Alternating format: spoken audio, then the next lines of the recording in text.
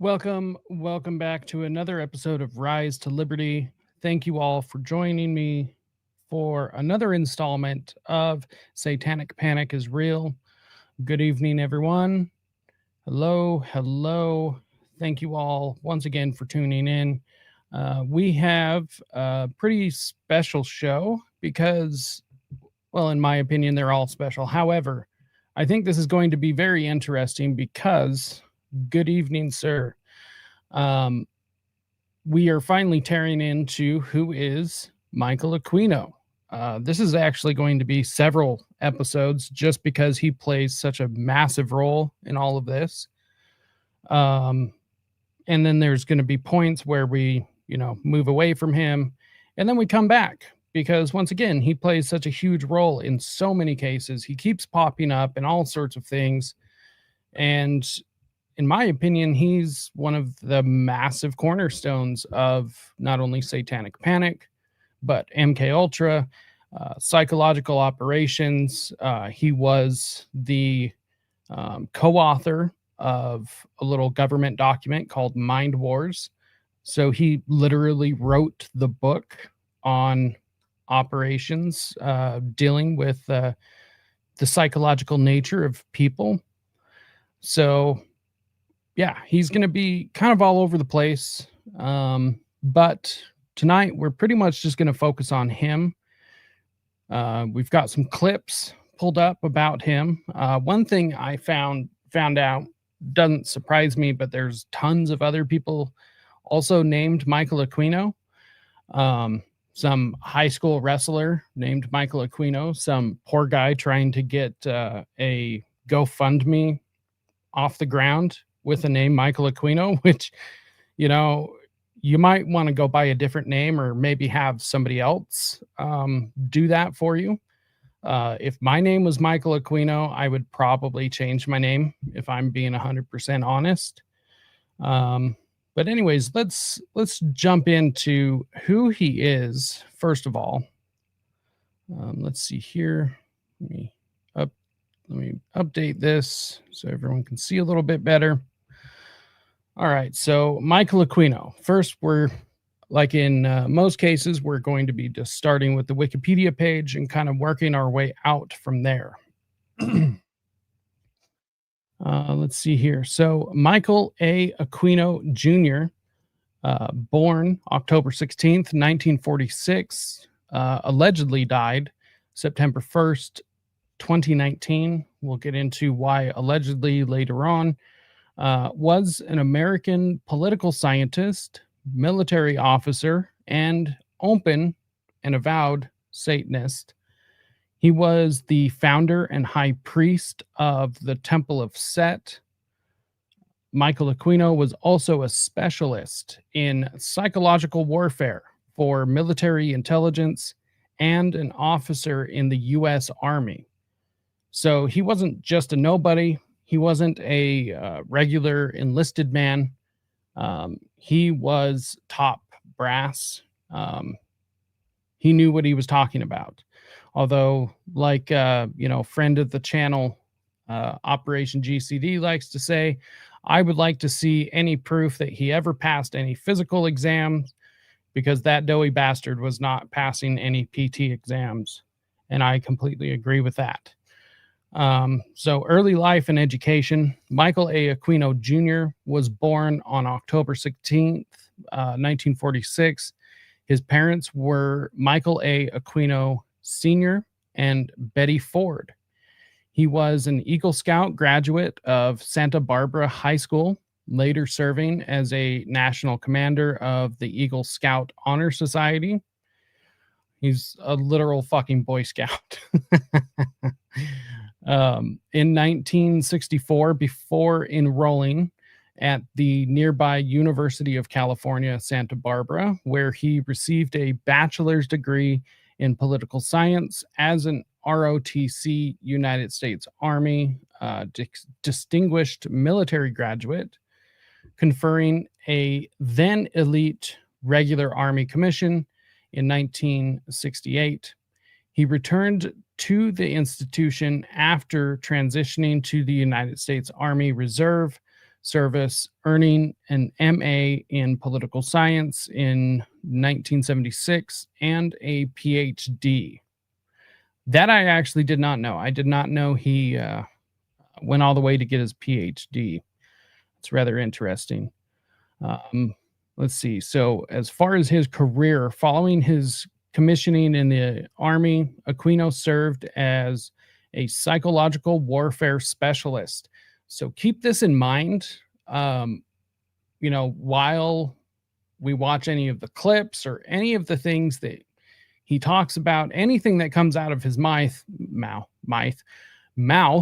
keep in mind that he is a psychological warfare specialist. Literally wrote the book on it. Let's see. So Aquino served as a psychological warfare specialist and was deployed in the Vietnam War. He served with the Green Berets, and in 1970 and early 1980s, he was a part-time NATO liaison officer in several European countries. While off duty on one of these tours, he visited Wewelsburg Castle, which was used by the SS and Heinrich Himmler. Aquino then performed a satanic ritual there. This is allegedly where I guess it's not allegedly, he did actually perform this, self-admitted, that he performed a satanic ritual there as the very beginning of the Temple of Set. So that's incredibly interesting, especially while he was a NATO liaison officer and he was active in the U.S. military. He performed a satanic ritual in this castle used by the SS and Heinrich Himmler. Incredibly interesting. I think that kind of shows the attitude towards Aquino and his beliefs, at least officially. Aquino stated that his interest in Nazism was academic and denied that he was a racist. I mean, honestly, even if he was, I think that's the least of our concerns when it comes to Aquino. If he was a genuine racist, honestly, I just genuinely do not care if he was a racist or not. I do believe, though, that his interest in Nazism was far more, it went much further than just being an academic interest, though. Let's see here. Didn't know he was an Eagle Scout, let alone a national commander. Yeah, me either. I knew he was an Eagle Scout. Didn't know that he was a national commander, though. That's incredibly interesting. Rumored to have been NSA as well. I've also heard that he was contracted and worked with them quite a bit. Operation Phoenix. Yes, he does have ties to Operation Phoenix as well. Although I highly doubt he was out in the field with those guys. I assume that, he probably was back at headquarters doing some, planning, probably some different teaching that I'm sure that he was involved in. Hello, everyone. Thank you once again for tuning in. He has a son, I believe he does. That information escapes me. I'm sure it's in here in the Wikipedia page, though. So I think Moon Children was the operation taking place primarily. We'll actually get into a lot of the operations that he was involved with. I do have a list of them. Hello, Desert Rain. How's it going this evening? Back in Aquino's day, there were a lot of pedos that were scout leaders, especially West Coast. Yeah, I mean, honestly, not much has changed. So, it's interesting. But yes, back then there were definitely definitely a lot of pedos back in the Scouts. So let's see here. So yeah, once again, Aquino stated that his interest in Nazism was academic and denied that he is a racist. Once again, I don't care if he is. The journalist Linda Goldstein quoted him as saying, quote, "I'm fascinated by the lessons to be learned from the Nazi experience, but not blinded by their excesses." And, quote, "There was a small group of brutal and desperate men who governed a country through despotism and tyranny. They were quite brilliant in some respects, yet utterly savage in others." And to think that he didn't like admire this is crazy to me. All you have to do is just look at the guy. Let's see. Upon receiving his doctorate, which once again, I did not realize that he had received his PhD. That's impressive, even though it is him. Upon receiving his doctorate in 1980, Aquino returned to his native San Francisco, where he served for the next 6 years as an active Guard Reserve officer at the Presidio of San Francisco.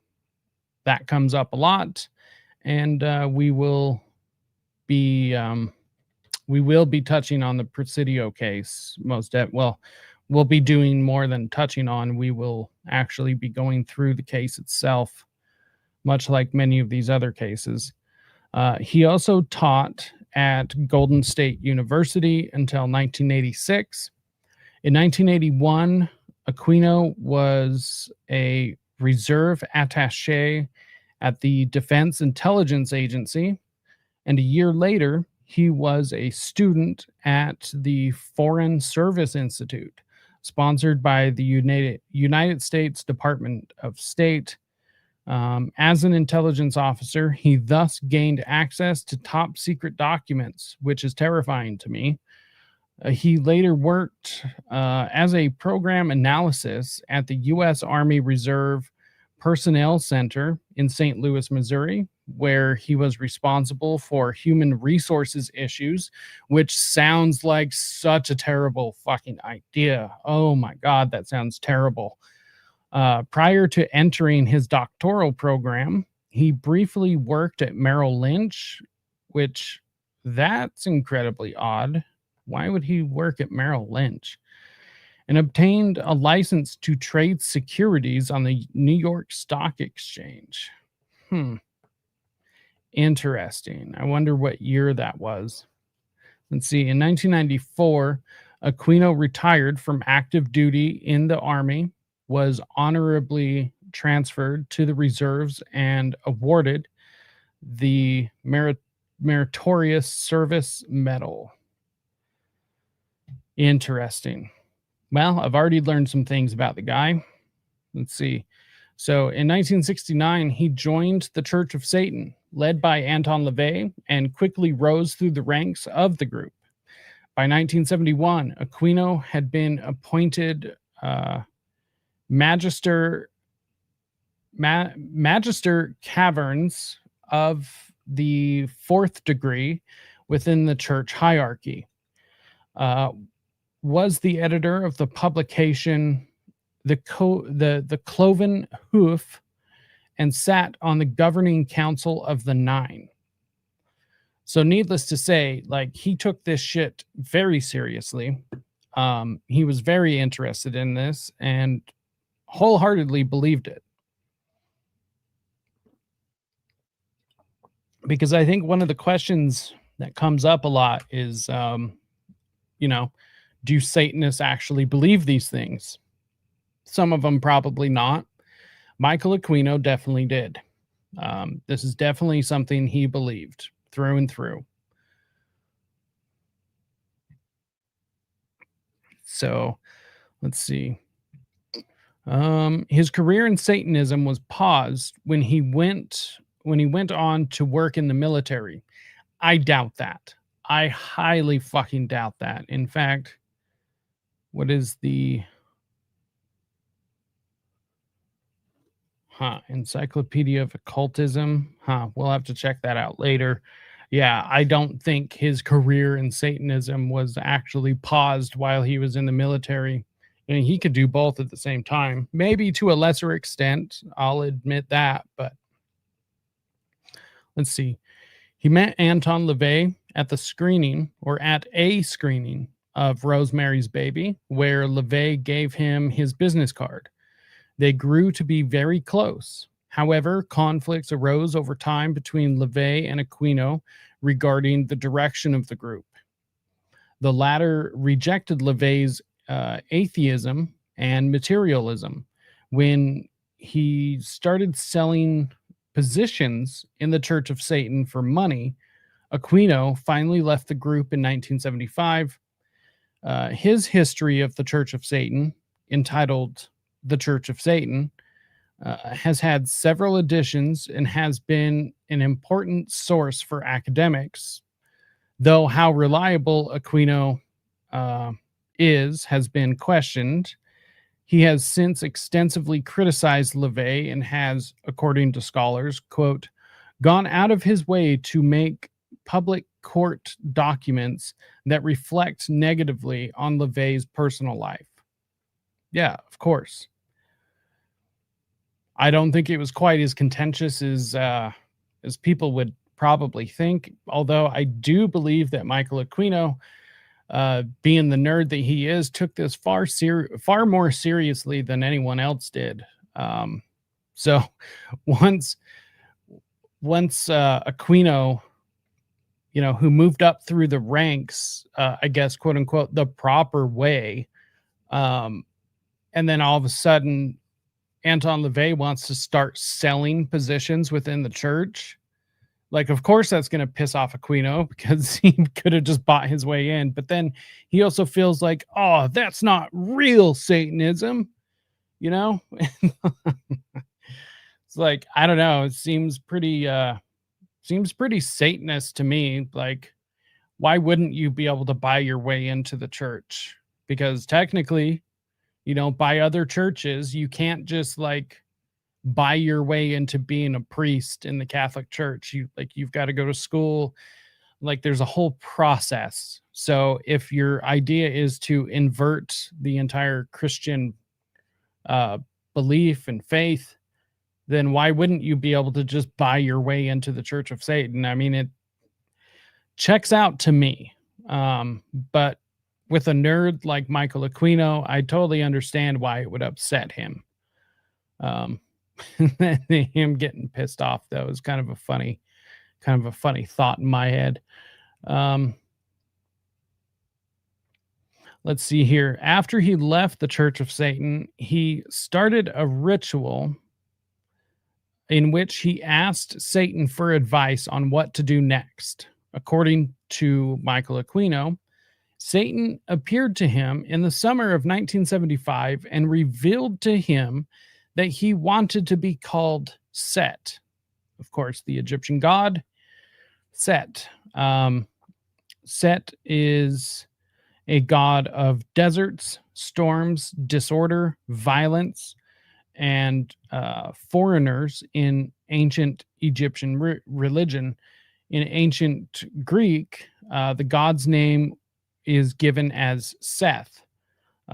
Set had a positive role where he accompanied Ra on his Baroque, to repel Apep, the serpent of chaos. We'll get into more of the theology at a later date. That's going to take several episodes, I'm sure. A name to be called Set, a name that his worshippers in ancient Egypt are said to have used. Aquino produced a religious text, the Book of Coming Forth by Night, which he claimed was revealed to him by Set in a process of automatic writing. Let's see here. Come on, stupid mouse. Automatic writing, for anyone who doesn't know, also called psychography is a claimed psychic ability allowing a person to produce written words without consciously writing. So basically, you open yourself up as a conduit, and then spirits will write what they want through you. So yeah, it's incredibly interesting. Um, I think it could be possible. I mean, there's lots of musicians and artists that always say, I kind of blacked out and it like this just came, I think there is something to be said. Like there's an ability where you could, I don't want to say zone out, but where you could disconnect yourself and let something from somewhere else be able to create through you. I don't know if you are able to control it. I guess you could technically if, you're like Aquino. So I don't know. I'll leave that up for everyone else to decide whether he actually accomplished this or not. Let's see. Let's hit the. Let's finish Aquino over here real quick. We'll get to the chats in just a sec. The book proclaimed Aquino Magus, I'm not sure how to pronounce that, of the new Eon of Set, the heir to LaVey's, quote, infernal mandate. On this basis, he founded the Temple of Set, which is dedicated to the worship of Set. In contrast to LaVey's approach, this group has an occult and hermetic orientation. Aquino's orientation was strongly influenced by the work of the British occultist Aleister Crowley. In 1975, the Temple of Set was registered as a non-profit church in California and received state and federal recognition and tax exemption that same year. That was actually something he was incredibly proud of. I believe might actually even be able to find his, let's see, Temple of Set. You used to be able to call the Temple of Set. Let's see, phone message.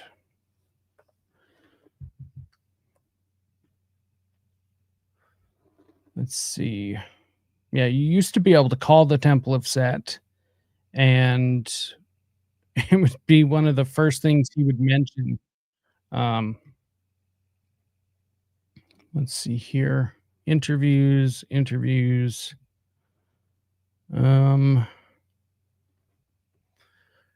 Interesting. Let's see. It doesn't look like I can find it, at least off, just a basic search real quick. But yeah, you used to be able to call the Temple of Set in San Francisco, and he would mention how much, or he would mention the only satanic organization with tax exemption or something like that. It was quite funny. I don't know, it kind of just tells you how big of a fucking nerd he is. Let's see. That might be worth watching later. Yeah, I'll find it and we'll play it for the next show. Let's see. So child molestation allegations. Yeah, let's get into that, but first let's hit the chat. Eyebrows. Yeah, no kidding. Can you believe he actually did that on purpose? He did that shit on purpose, thinking it looked cool or made him scarier or something. I'm not really sure. Moon children born from a ritual. and inducted into a lifelong ritual. That is correct. Eugenics is an aspect of loose control with types and kinds. Little Black Sabbath lyrics. Hell yeah. Love Black Sabbath. Rest in peace to Ozzy.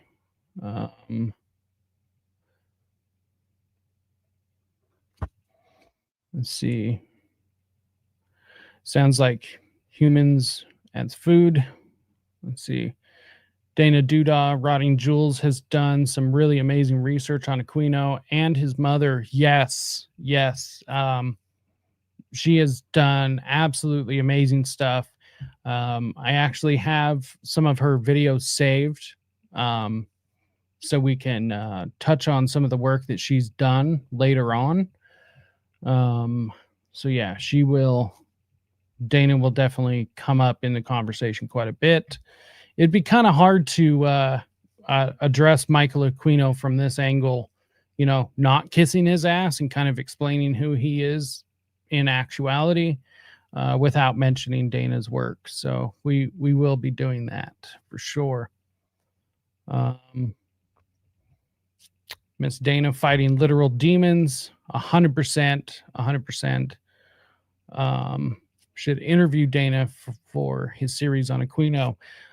So I actually am talking to Dana about her coming on and doing an interview or two. So regarding Michael Aquino, that would be interesting. So I will keep that in mind. It would be very interesting to have her on regarding the Satanic Panic stuff, because it's kind of where she started her research, was False Memory Syndrome Foundation, Satanic Panic. And I mean, that's where her research is going now too, but just more granular and specific. So yeah, probably should have her on for Satanic Panic. Let's see here. So really the child molestation allegations. Actually, in fact, before we get there, let's go touch on one of these clips. So the whole thing isn't just me reading. Yeah, let's touch on one of these clips that I think you guys might like. Maybe. Here now. Let's see. Let me make sure the sound is there. Yep, sound is shareable. Perfect. Okay, so this is one of the many documentaries that Michael Aquino and his wife Lilith were featured in. So the legacy of the priesthood of Set. In the Diabolicon of the Age of Satan is recounted the primeval sundering of the cosmos from mindless and it's precisely that evil spirit that Aquino and his wife honor and That's his second wife, by the way. Lilith, that's his second wife. His first wife was actually a Mormon. And Michael Aquino actually spent time here in Utah. For anyone who doesn't know, that's where Rise to Liberty is located. We are north of, Salt Lake. So he actually, there's a lot of accounts of him spending time in Provo and Orem, lots of places down south, which is south of Salt Lake. So really interesting. We'll get into that at some point too. But yeah, his first wife was LDS, which weird. I'm not sure how those two meet and decide to get married. But yeah, Lilith is his second wife. Vogue as he ordains their first British high priest. With one who is now to be ordained. David Austin, who's never been accused of any crime, is an ex-member of the National Front and now a chef. His high priest upon earth, name you to our fellowship. He's been a Satanist for 20 years and will now head the Temple of Set in Britain on behalf of the Aquinos. But in San Francisco, we discovered that Michael Aquino is not all he seems. For a start, he's a lieutenant colonel in the US Army and a specialist in psychological warfare, holding a top-secret military security clearance. Army investigators here at the Presidio base in San Francisco have now formally accused him of ritually abusing young children from the base's daycare center. Indeed, one young girl says she... Yeah, mind you, so the story that he'll give is that it was like another officer that accused him. No, it was actually a little girl who accused him initially. And of course, her dad was the one that brought official charges to the Army. But no, it wasn't a man. It wasn't a full grown ass man that accused him. It was a little girl who had accused him, and we'll get into all of that. He was horribly abused by both Michael and Lilith Aquino at their nearby home. A U.S. Army chaplain made an accusation of child molestation centering on us at the Presidio of San Francisco at a time when my wife and I were living 3,000 miles away in Washington, D.C. But we have a copy of the police report, and the child appears to have identified you. That's not true. It is fucking true, that lying sack of shit. As the police report shows, and the Aquinos know full well, the victim of that attack did identify them both as her abusers to her parents, to her therapist, and to the Army. Some of that ritualistic abuse is alleged to have taken place at the Aquinos' home at 2430 Leavenworth Street near the Presidio base. What's more, since that original disclosure, at least 5 other children have made identical allegations. Well, all I can say is that we have discussed this regularly with the CID, and we have not been told of a single other child that is... That's also a lie. They were told of all the children, because there were many. There were, I can't even remember the number off the top of my head, but there were several. There were several children. It was an alarming amount. I mean, one is an alarming amount, but you know, as more and more come forward, it becomes more alarming. It was a lot of children that came forward and pointed to Michael Aquino and his wife, Lilith. I mean, how could you mistake that person is my thing. And here's something I've covered before on my false memory syndrome series, is that children don't actually lie when it comes to cases of abuse. They don't make it up. It's not a thing. The only time that children lie, or I mean, I can't say only. So the vast majority of any abuse allegations, including sexual abuse, children do not lie. They do not have the ability in their mind to be able to fabricate these stories. They just don't. Any times that they do lie, it has been proven that they were instructed to do so by an older person. And even those cases are exceedingly rare based upon the statistical numbers. It just doesn't happen. So children just don't make these things up, especially when your eyebrows look like that. Like they're not going to make that up. So that's interesting. Also, one thing I want to note, since people had mentioned Dana, there's a video she did, and I highly recommend everyone go watch it. But regarding the Presidio case, they never removed the allegations from Michael Aquino's official Army records. So on his official Army records, it still includes the allegations. Obviously, nothing ever happened with the Presidio case, never went to trial. No settlement took place. Nothing ever happened, but that is still in his official records. He even petitioned the Army to remove to remove the allegations from his records, and the Army refused. They said, no, we're not going to remove that. Although they did remove the allegations from Lilith's records. So pretty interesting. Terrifying to realize just how close he was to me growing up. Presidio, like the song Phil Collins. Yeah, Susudio. Yeah.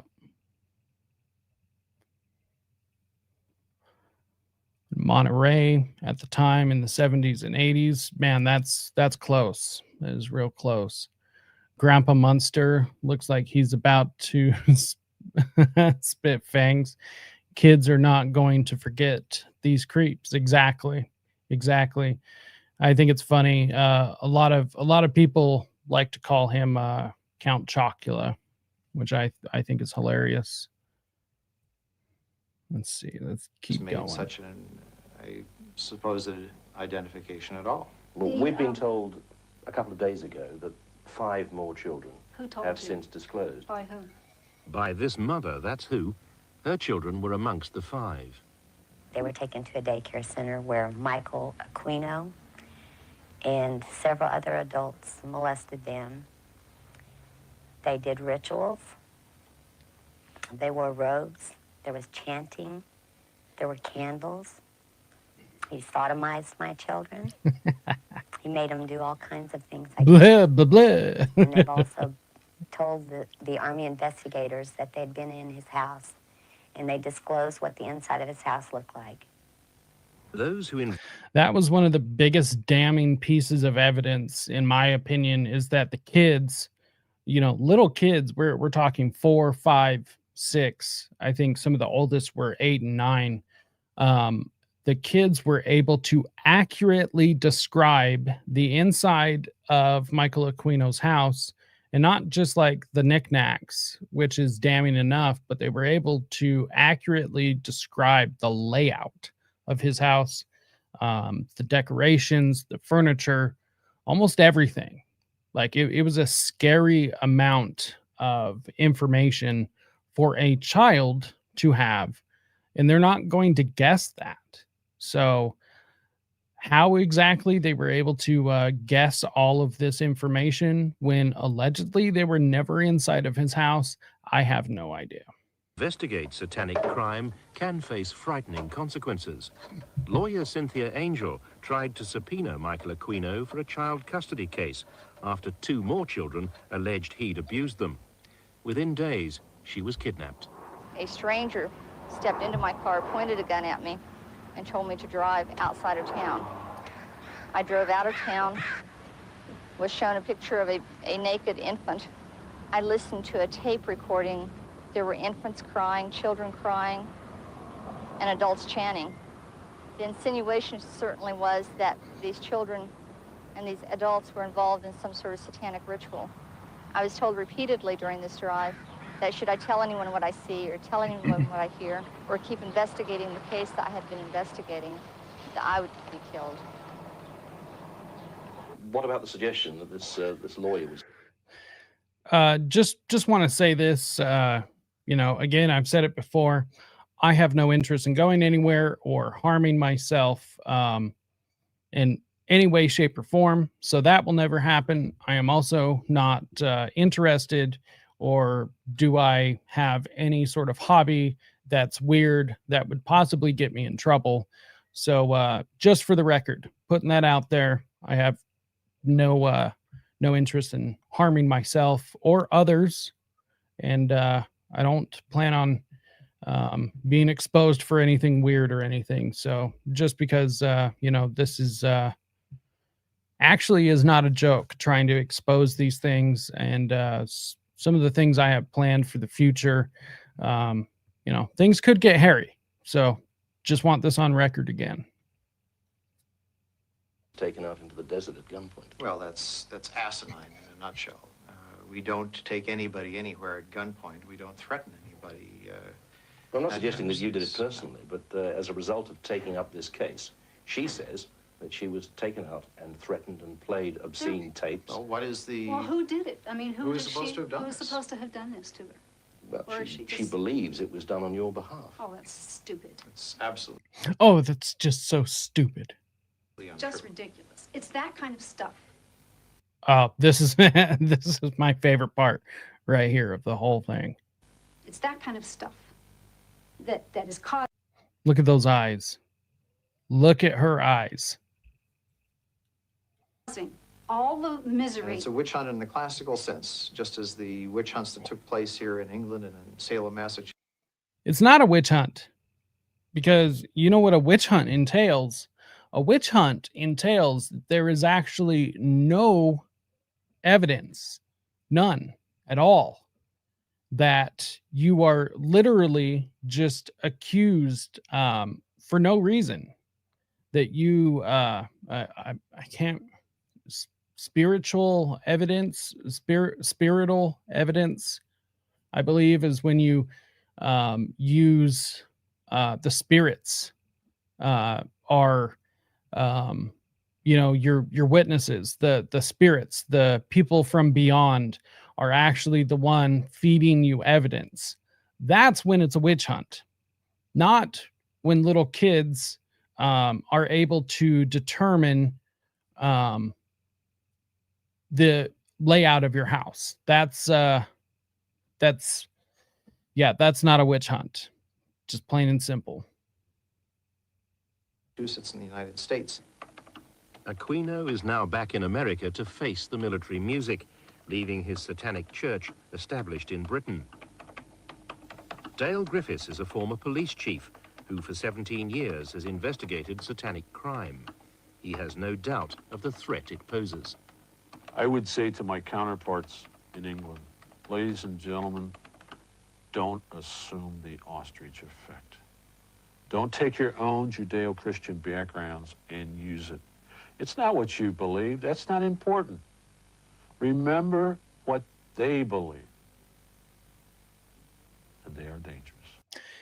This is an important point, and I know Dale Griffiths has, you know, come under a lot of scrutiny. I have my own criticisms of him. I also have my own criticisms of a lot of people who, you know, claim to be, satanic cult experts, or, you know, a lot of these people really concern me. Not everyone, but a lot of them do. I think a lot of them are disinformation agents. A lot of them are, you know, meant to muddy the waters. Dale Griffith did some good work. I don't believe him entirely or trust him entirely. Another person that comes to mind is, you know, Ted Gunderson. Ted Gunderson's a perfect example because he released a lot of good information, but he also caused a lot of problems and stood in the way of many investigations. He caused a lot of harm to a lot of people, even while he was allegedly helping and trying to expose satanic cults and all of this stuff. I don't believe Dale Griffith is at the same caliber as that. I do believe that this man was genuinely quite trying to help. However, what he said right here is a very important point, that it doesn't matter what you believe. Okay. Old laser tag Ted, they got him twice, people. They got him twice. You need to look out. It doesn't matter what you believe. It matters what these people believe. Okay. And that is one of the most important aspects that everyone must remember when it comes to satanic panic, Satanism in general. Sure, you might not believe in it. You might think that it's ridiculous or crazy or whatever, you know, adjective to describe it you want to use, but not everyone does. A lot of these people truly believe it, such as the Aquinos and many other people that were associated with them. and many other people whose names you've never heard of and will never hear. So it is something to keep in mind. Doesn't matter what you believe, it matters what they believe. Protect her, Lord, from all the darkness and the evil of Satan and those who follow him.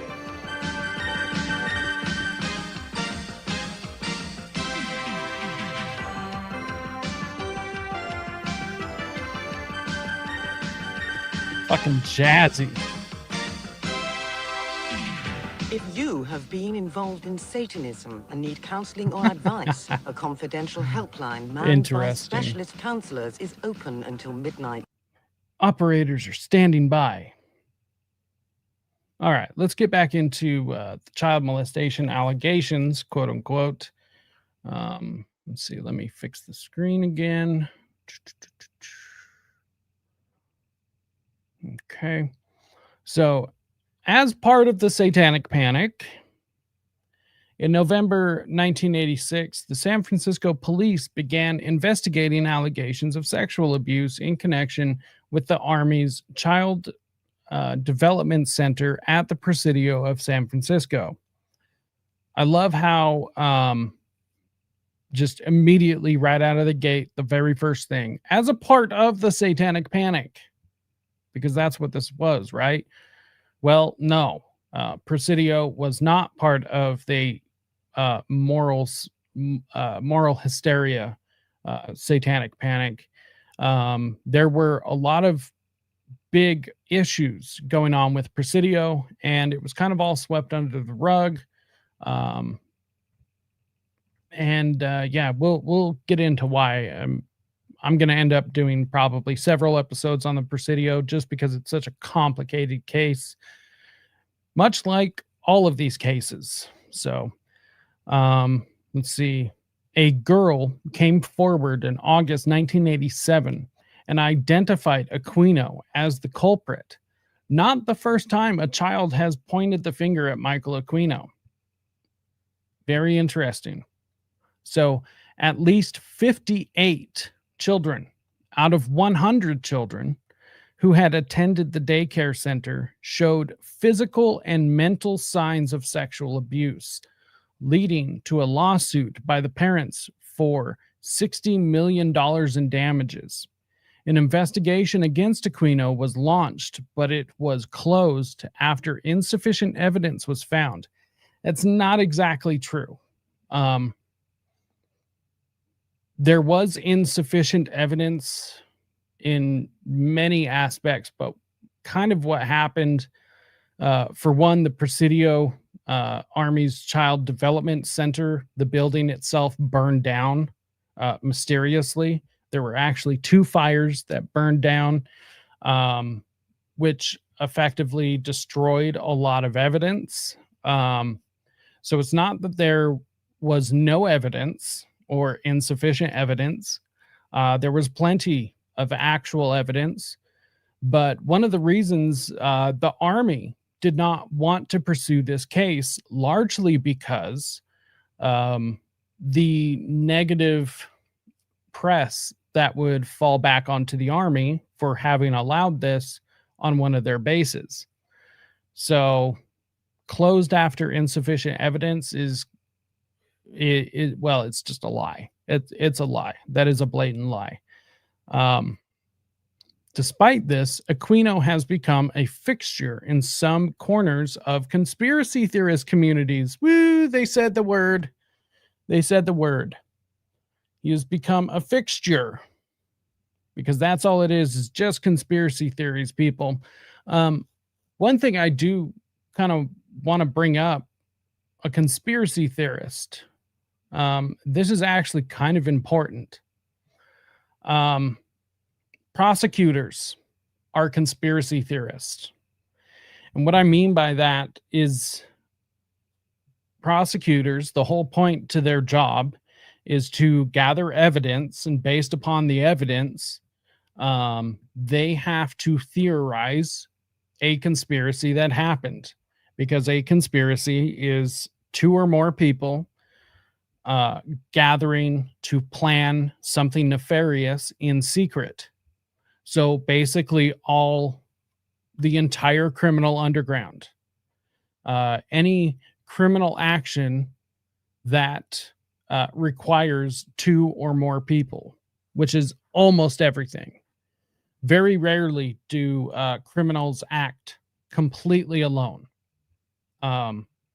So I find that kind of interesting.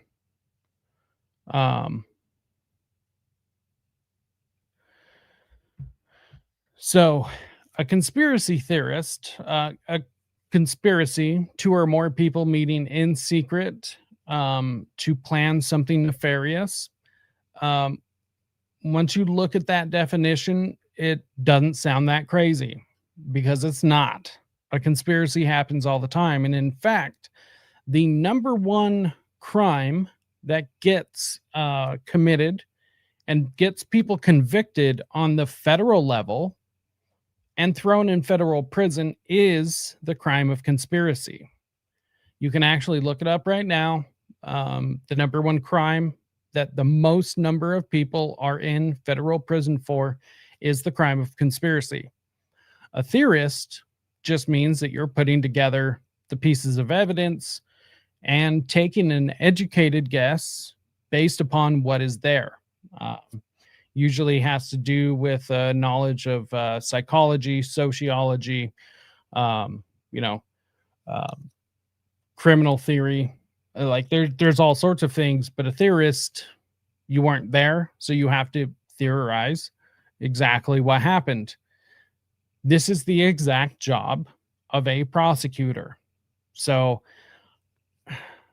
a conspiracy theorist, the fact that it's been demonized so much is hilarious to me. Now, in my opinion, there are super outrageous theories, and there are intentionally wrong theories, such as Pastagate, if you guys know what I mean. I don't even want to say the words on the stream because it could get it taken down. But, another word for pasta, usually in the form of a circle that's cut into triangles, that sort of Italian food. And then another, a break in a fence that you can walk through that's usually openable and closable. Pastagate. There were some theories that were brought up in that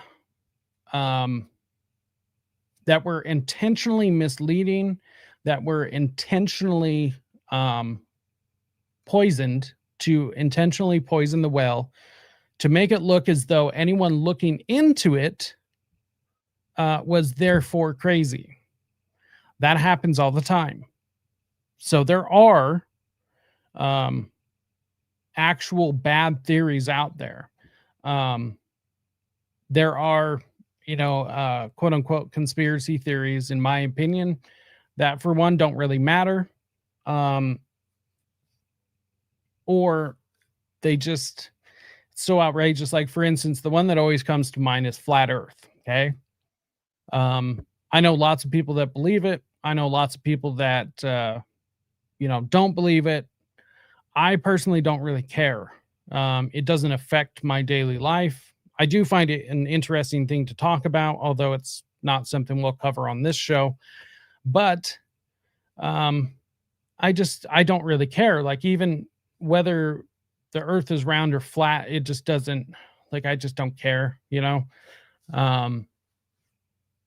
that is one of those theories, though, that I do think has been intentionally released to the public to discredit people who will question the official narrative. So, and that's one of many theories. But a genuine conspiracy theorist is, I mean, we all do this. We theorize all sorts of things all the time, daily. So it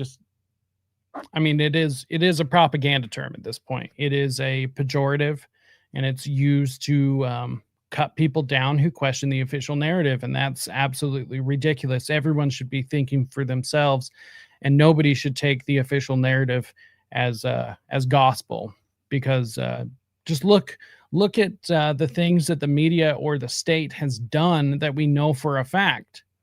So what about the things that they've done that we don't know, which is the whole point behind the conspiracy theorizing to begin with. Anyways, there's my little soapbox for the night. Let's see. Yeah, it seems like everyone understood where I was landing on pasta fence. So yep, exactly. Like I said, didn't even want to say it because, don't want to get the stream taken down. And yes, it is so ridiculous that we have to self-censor. I mean, I would love to be able to have a free platform, even over on certain platforms like Rumble. I could say the things over there, but there are certain things even on that platform that I don't feel comfortable saying, just based upon, getting the stream taken down. And I thought that was supposed to be the, the free speech platform or whatever, I don't know. Hopefully one of these days, this show will grow large enough that we won't have to worry about things like that. I'll be able to have my own streaming abilities that we won't have to worry about things like that. So that is the ultimate goal. I don't care either. I operate on the assumption that everything's a lie anyways. That's pretty much me. Now, here's the one pushback I will give this, because I do think that there is a danger in thinking that literally everything is a lie, or literally everything's a psyop, literally everyone's a fed. Because, and my largest argument against it is, like, for instance, with the psyop, if everything is a psyop, then nothing is a psyop. It defeats the purpose of propaganda existing if everything is fake and gay, right? So there has to be things that aren't fake and or gay in order for the fake and gay things to actually exist. So that's my only pushback against that. But I do agree with the sentiment. Like, I automatically, especially with anything coming from the state or the media, my starting point is it's fake. It doesn't exist until proven otherwise, especially these days because of the repealing of the Smith-Mundt Act, and now it being legal to propagandize the American people. You better believe my starting point is that everything is fake until proven otherwise. So it's such a triggering thing for some people, though. It is hilarious. Yeah, it is absolutely hilarious. Some people just can't handle it. In fact, I accidentally kicked a hornet's nest, and I didn't realize this. But I brought over on Instagram, I kicked a hornet's nest by suggesting that there is no physical evidence in the Ted Bundy cases that he got charged for. So there is no physical evidence tying him to any of those cases.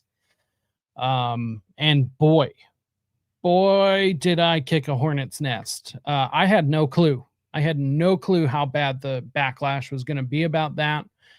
Now I got a bunch of people calling me a Ted Bundy apologist, and I've got this middle-aged wine mom literally yelling at me, telling me that Google says this and all of my information is wrong, and absolutely hilarious. That's another story we will be covering. In fact, kind of looking for recommendations for after I'm done with West Memphis 3. I'm either going to be covering Ted Bundy, Jeffrey Dahmer, or possibly the Black Dahlia. So those are the three cases that I'm looking at after the West Memphis 3. Of course, the Satanic Panic Is Real will continue regardless, but this is on top of the Satanic Panic Is Real series.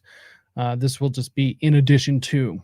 So it was a good soap. Thank you. I agree. Really angers me because I don't want to do it, but I don't want to get people like you in trouble either. Yeah, no, I'm right there with you. I'm right there with you. There are no free speech platforms. I agree. There's just platforms where we are more free than others, but there is no true free speech platform. Also, what up, Namrock? Glad to see you here, dude. Yeah, just discernment. Yeah, no, totally agree. Not according to 4chan. Yeah, totally. Psychology must be impacted in a specific way. Yes. Planned group operations, suburban wine, true crimers are the worst. Yes, and this is exactly what I've been dealing with. It's funny too, because if I went to her profile for the very first time today, and it even says in her profile, like it has a little wine glass and it says wine ! I was like, oh no. And she is just, Google says it, so it must be true, And she's like, well, all of your information is wrong. It's like, it's not my information, This is information from police reports, witness testimony, all of these different things. It's not my information. I'm sorry you don't like it. Yeah, it's crazy. Just crazy. So glad I quit drinking. I used to love wine, and those chicks are annoying as heck. I totally agree. I also quit drinking a while ago. Of course, I still have, an occasional drink with dinner, but, I got sick of feeling like shit, and it's not good for you. It's expensive. It's a bad habit, honestly. So, anyways, before we get too derailed, let's get back into this, finish up the alleged satanic panic allegations. Let's see. So writer and publisher Mitch Horowitz said that investigators found that in the weeks of the claimed incident, the Aquinos were not residing in San Francisco, but instead in Washington, D.C., where Aquino was enrolled in a graduate public administration program under the auspice of the Industrial College of the Armed Forces. Although no chart... Oh, okay. Before we move on from that, yeah, they floated back and forth between a lot of places. They traveled a lot. So does it mean that for this to have happened, that they have to be residing in San Francisco 24 hours a day, 7 days a week? Do they have to be in San Francisco 100% of the time for them to have harmed some children? That's insane. That is insane. And yeah, here's another aspect of this. Mike Horowitz is an occultist himself. Right. So here's another problem. It's like, okay, this is fine that Mike or Mitch Horowitz said this. Okay, cool. Problem is, where's your bias? Where's your bias? And so, of course, someone like this is going to side with another occultist. And that's fine. However, what's not fine is when people like this, claim to be unbiased or claim to be like, oh, I'm just a journalist. I'm just a investigator. And then people believe them as if they are unbiased. That's the problem. That's the big problem. It's like people would probably look at your information or look at your investigations a bit differently if they understood what your hobbies were also. So that's kind of a problem. that's also what we're here to kind of dispel, what we're here to unravel. And unfortunately, it's probably going to take hundreds and hundreds of episodes going over everything with a fine-tooth comb, because I mean, we're working against 45 years of satanic panic. So, but I'm up for the challenge. So hopefully you guys are up for the challenge along with me. So let's see here. So yeah, so Aquino was enrolled in this graduate program. Cool, good for him. That doesn't mean that he wasn't in San Francisco at any point, and it also doesn't mean anything. It just means that he wasn't spending all of his time in San Francisco. Doesn't mean that, well, actually, to me, what it says is that there's victims and survivors in San Francisco and Washington, D.C. That's what it says to me. So although no charges were filed, a continuation board ended Aquino's full-time active guard reserve contract in 1990, while Aquino said that he continued to serve as a decorated, by virtue of his meritorious service medal, as a decorated part-time space activities officer until his required supination under the U.S. Army's Up or Out statutes in 1994. This decision essentially forestalled any subsequent promotion or advancement of his military career. You know what? Good. The Aquinos, Horowitz wrote, quote, unsuccessfully attempted legal action against the girl's chaplain father and an Army psychiatrist who stoked the false claims. Well, here's the problem. They weren't false claims. They never had a chance to be able to prove in a court of law whether they were legitimate claims or they were false. So here's the problem. They keep saying false claims, but they weren't false claims, legally speaking. And that's kind of what we have to go off of here. So they were not false claims. Just because something doesn't go to court, or just because something gets settled out of court, or any of these things, does not mean that they're false. What it means that it just never went to court. That's not the determining factor of if it's real or fake. Wasn't Aquino's last interview with some Q-tard people? I believe it was. I've seen a lot of interviews, but the problem is that Aquino is such a fucking nerd, and these, interviews last 2.5, 3 hours, and I have a hard time listening to the guy, let alone for that long. I will make my way through them eventually.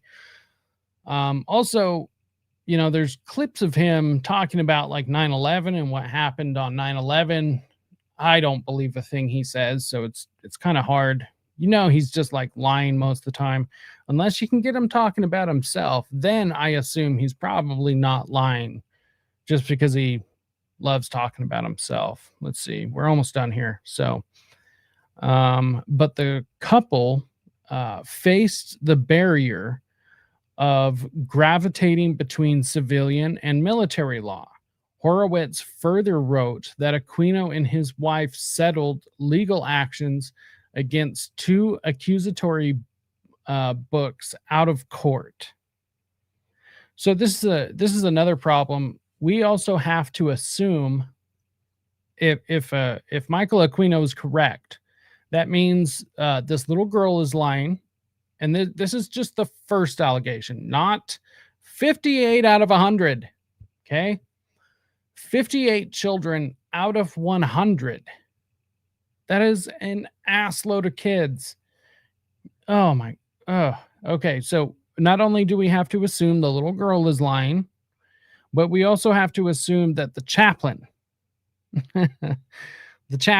a man of God, is also lying, and that Michael Aquino, the man who is known for telling the truth, who is known for not ever lying about anything, is the one who's a victim here, and did not commit these horrible acts, nor is he lying about it. These are the two things that we have to accept. That I'm just not willing to accept personally. Aquino sued as the result of 2 books that implied he was guilty in the case. Painted Black by Carl Raschke and The New Satanist by Linda Blood. Blood was a former member of the Temple of Set. Aquino alleged the book defamed him and the Temple of Set. The case was settled out of court. Funny he should mention that. I have a copy of Painted Black right here, and I have started working my way through it. I do not have a copy of The New Satanist by Linda Blood. The last time I looked, that book was like $400. So one of these days I will get my hands on it. However, I do have Painted Black by Dr. Carl Raschke, by the way. He was a PhD and a professor. So it's not like he's a nobody. He's not like a conspiracy theorist. He actually put some legitimate work into this. So Painted Black, From Drug Killings to Heavy Metal, the alarming true story of how Satanism is terrorizing our communities, is a book about Satanism by American academic Carl Raschke. They're always talking about wanting, academics, and they always flaunt their own journalists, their own academics, and all of these other things. Well, we've got one here. We've also got, let's see. Funny thing is,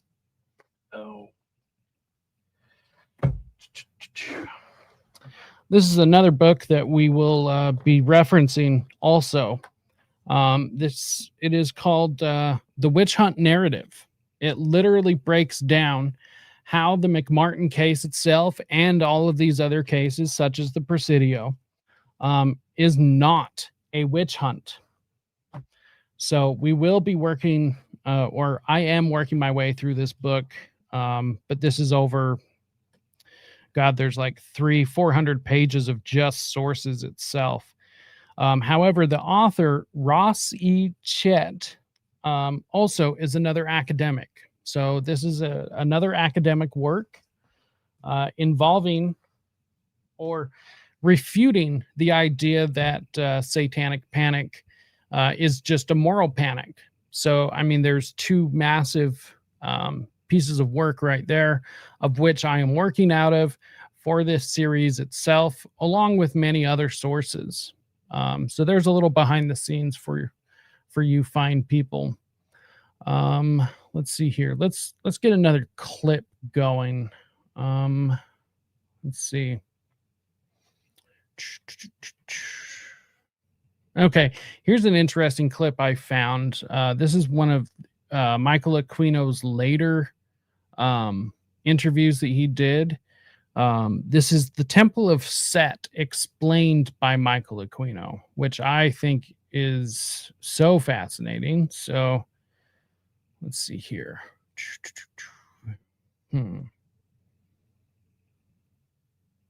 All right, let's play this, and let's, from his own mouth, let's hear about the Temple of Set from Michael Aquino, because I couldn't think of a better person to listen about what the Temple of Set is, other than the person that started it, from his own mouth. Obviously, you did spend some time with the Church of Satan under LaVey initially, and just to understand what is the mindset, what is the philosophy of a Setian, what is that worldview like? The Temple of Set was originally thought to take the... That was fucking eyebrows. I can't get over that. Once again, he did that on purpose. He liked it. He fucking liked those eyebrows. Good Lord. Context of what our original satanic experience had been out of the Judeo-Christian mythology system. Wasn't the Presidio one of the situations where the kids come up with STDs? Yes, many of the kids did, but not all of them were tested.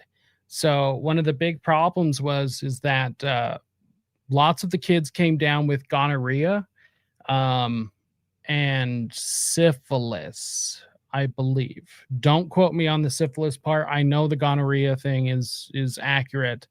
But there was a couple of STDs that the kids kept popping up with. But once again, the case ended really before the investigation even began.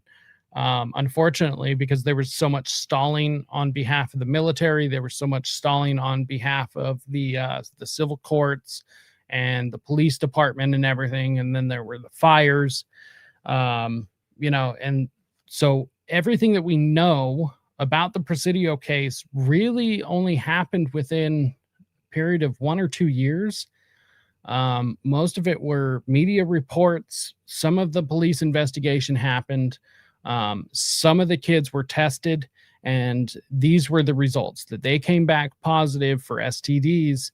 And how the hell is that possible unless they were being assaulted? So yes, the Presidio is one of the situations where the kids came down with STDs. And harking back to the...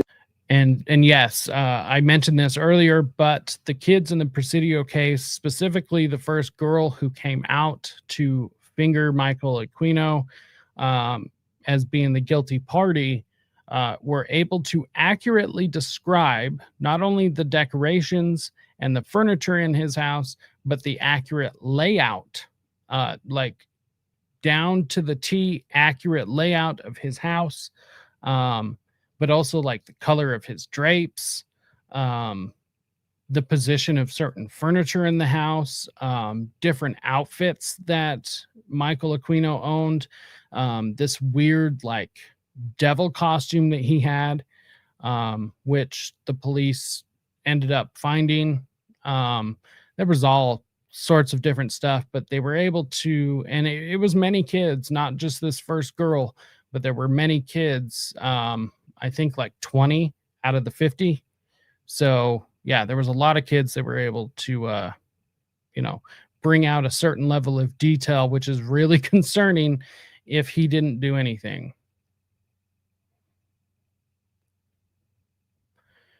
Paint It Black was talked about last week. I think I mentioned it last week, not a whole lot. If you found it on the archives, definitely save a copy of it. I found a copy, the hardback edition of the book for less than $10 on Amazon. Not a huge person that likes to buy books from Amazon, although it was a third-party seller, so it actually came from a thrift store, a thrift bookstore, just sold through Amazon. However, there are still copies on there right now for less than $10 with free shipping, or I think the most expensive shipping I found was like $4. So if you guys are interested, get yourselves a copy while you can. When I first looked at that book, it was like $200 when I first saw it. This is one of the books off of Dave McGowan's recommended reading list. So this is one of those books that you guys definitely want in your library if you can. Once you have a physical copy, they can't censor it. So highly recommend it if you can.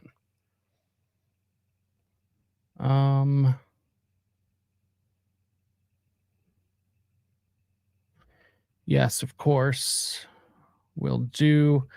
The fact he wasn't court-martialed, or at the very least, makes me seriously think the military not only knew about his activities, but were also complicit. I agree. So at the very, very least, I mean, the official reason why they said it never went to court, they didn't want to investigate, the military that is because they were worried about the PR, the negative PR that would come their way. So at the very least, they were they weren't even concerned about him molesting children. The military was concerned about the negative PR. So at the very least, they're more concerned about their public relations than they actually are children being harmed. At worst, they knew about it, and yes, they were complicit because they allowed it to keep going. And when you start looking into the Presidio is far from the only military child center with abuse allegations. In fact, most of them, if you go back far enough, almost every single one of them has some sort of abuse allegation against them. In fact, let's see if I can find this real quick.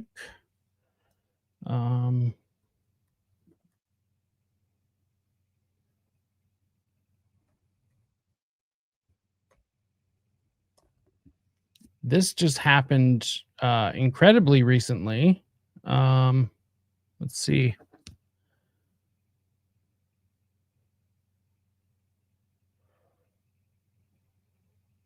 Okay, so I'm going to pull this up real quick. No, I don't want to download that. Let's see. Side tangent. Show this real quick. So this is local, local to me anyways.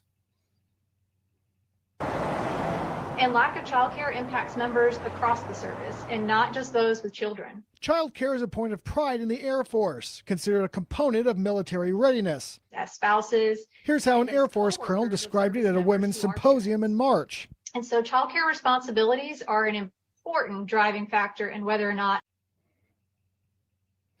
The author of Painted Black was Carl Raschke, Dr. Carl Raschke, Carl Raschke.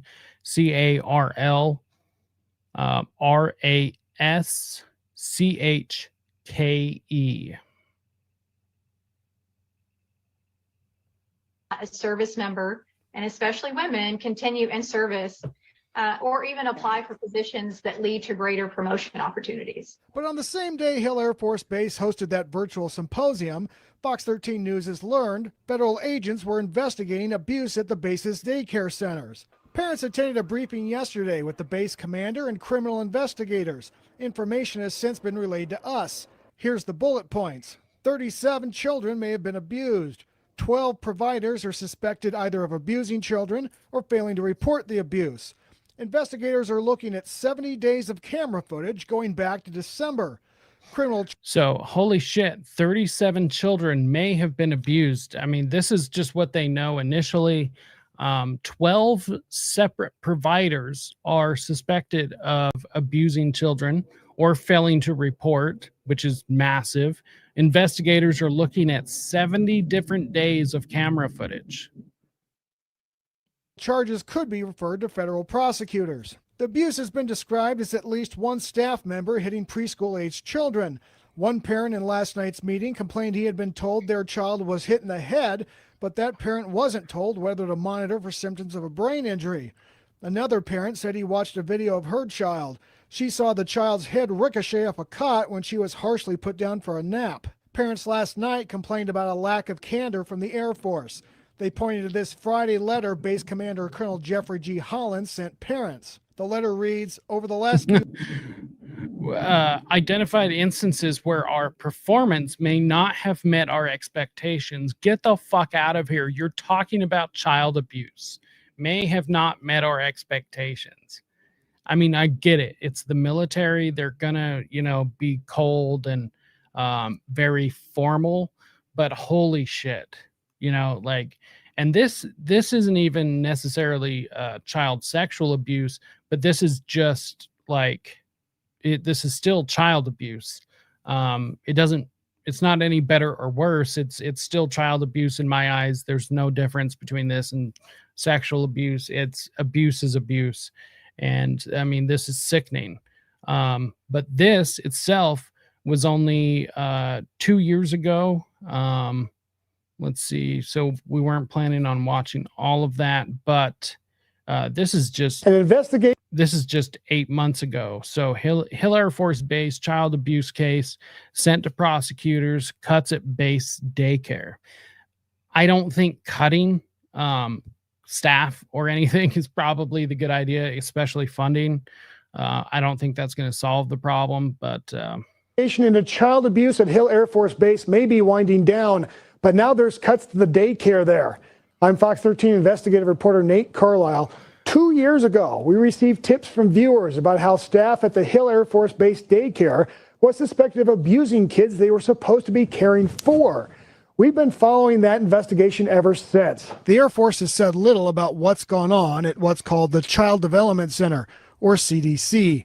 But recently, parents have told Fox 13 News they were, after 18 months of waiting, allowed to see videos late last year.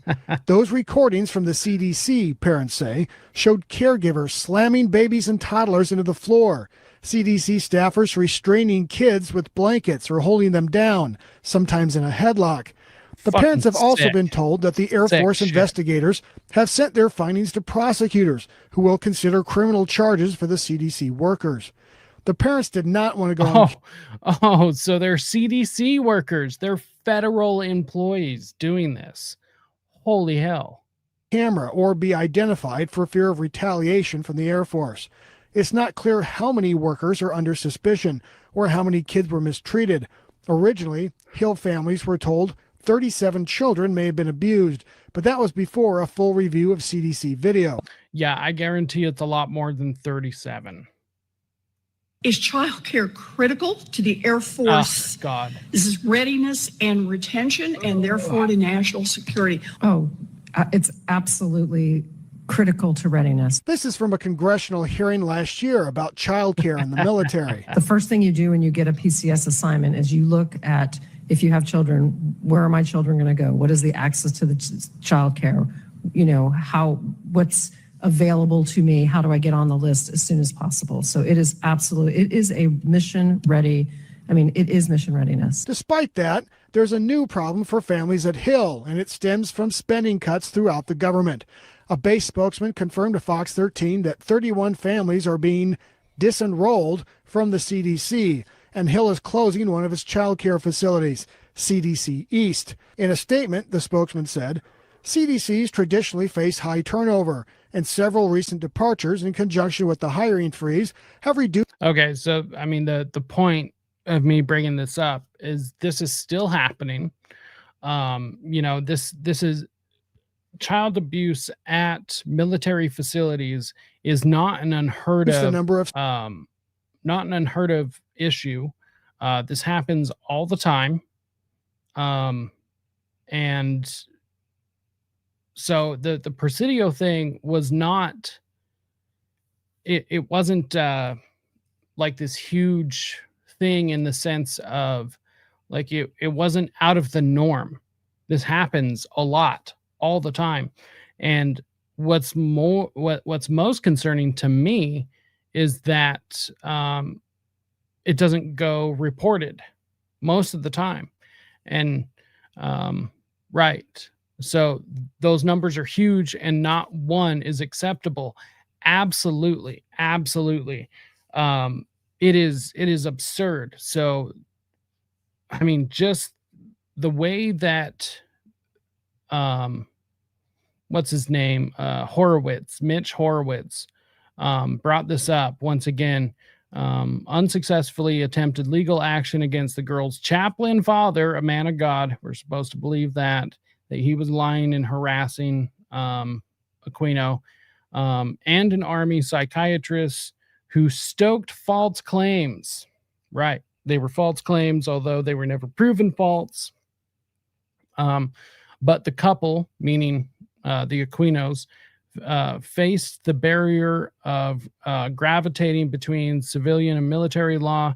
Horowitz further wrote that Aquino and wife and Lilith settled legal actions against 2 accusatory books out of court.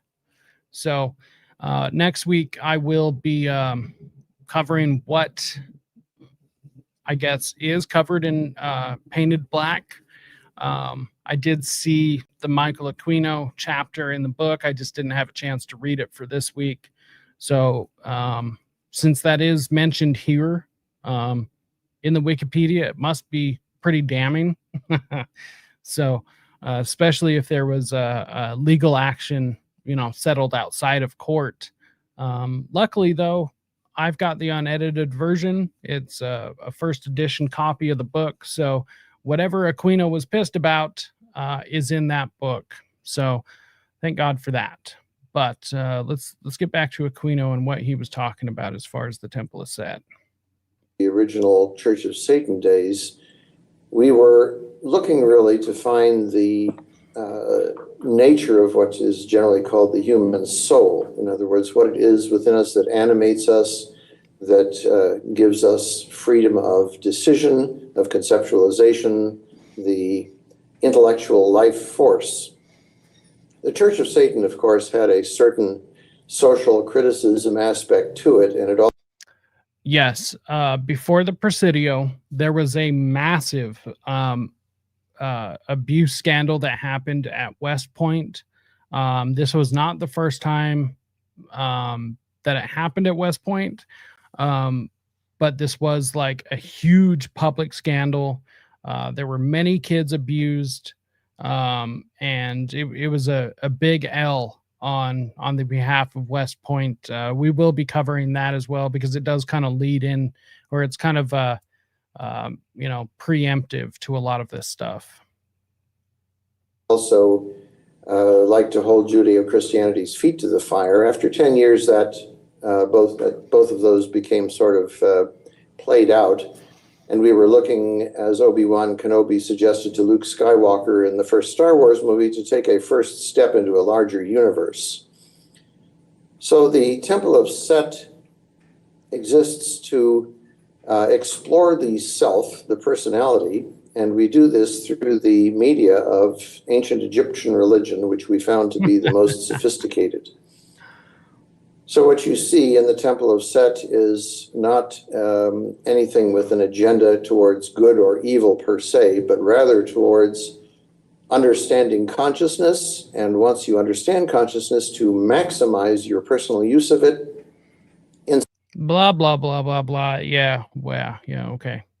Such a way that you are not the slave to conventions or to propaganda of any sort, for that matter, so that you are in fact in effect a God yourself, responsible for your own decisions concerning matters of good or evil or morality.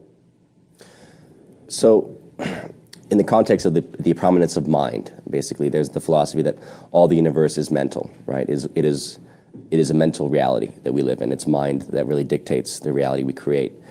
Would you say that, for example, during rituals that are conducted, that there are actually any entities, spirits, daemons, as they're called, that are actually invoked, or are they simply manifestations of one's own mind?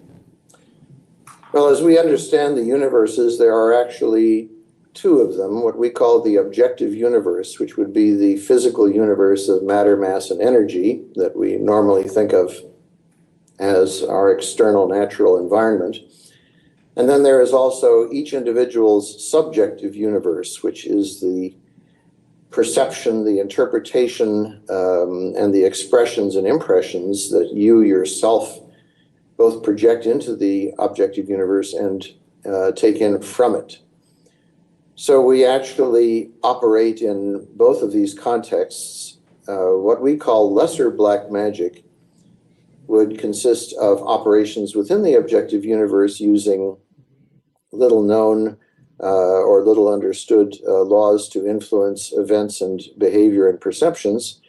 And what we call greater black magic is probably more what you're thinking of in terms of ritual or ceremonial magic, which has to do with looking into yourself to explore and refine your own concept of yourself and your soul. Now, the question of, are there demons or are there entities sort of like you'd see in a horror movie? Well, no, not in the way that most people would think, but we view the consciousness as a particularization of a universal principle, which is what we refer to as Set, which is the source of all individual consciousnesses, a little bit like in the Platonic concept of forms or first principles. So what you're doing really in a ritual is activating your personal perceptions and your interpretations of these things to refine that image, to make it into something useful for you yourself. But again, in your understanding, then you would say that there are no external entities that are conjured in these rituals that are external to you? Well, that's true in the case of a greater black magical ritual when it is essentially between you and the source of your consciousness being set. If it is an operation of lesser black magic out in the material universe, then we understand and interact with what we refer to as the Neteru, the precise name in hieroglyphic for the Egyptian gods, which are the principles that govern the objective universe. They would be collectively referred to as natural law. So when we are attempting operations in the objective universe, then yes, you might say that we are invoking.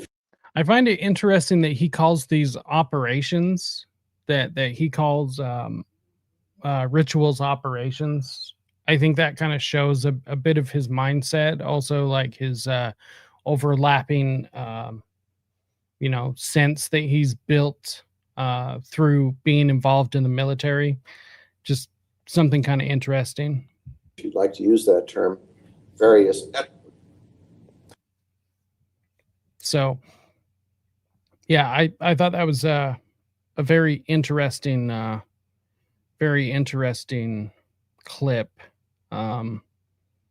It's all just very interesting. Also, I do agree with him in a sense that,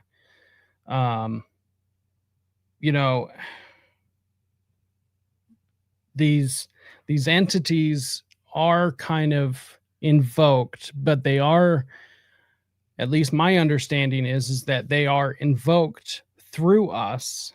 And so therefore, when somebody is acting evil, these entities are acting through them, which is the same idea as when you were acting on behalf of God. God is acting through us, and so therefore God's will is done by us. And so it's the same thing with these evil entities. These evil entities themselves are not necessarily manifested as a separate being outside of us. Not to say that they can't be, but in most cases, they will be manifesting themselves within our own consciousness, and we will be acting on their behalf, whether it's the good or the evil. Another clip I wanted to bring up, this is the more famous clip.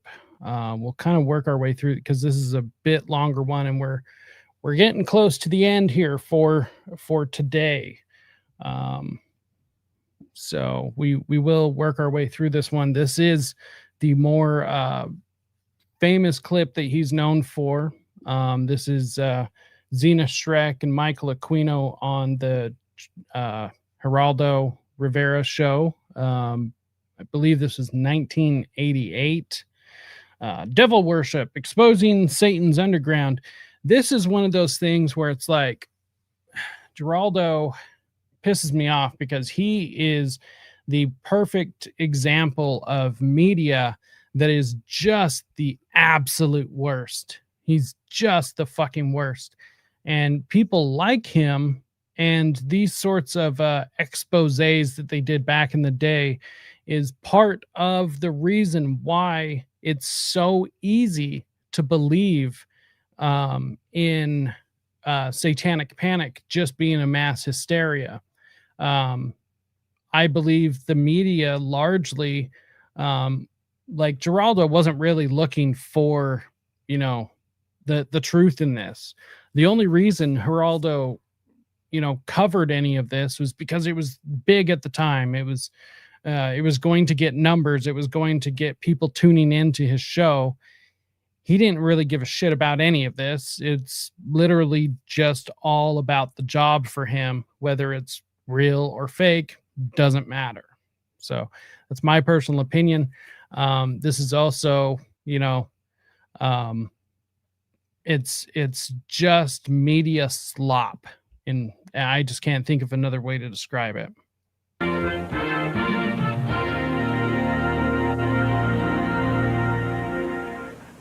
Once again, a warning about some tough language and descriptions in.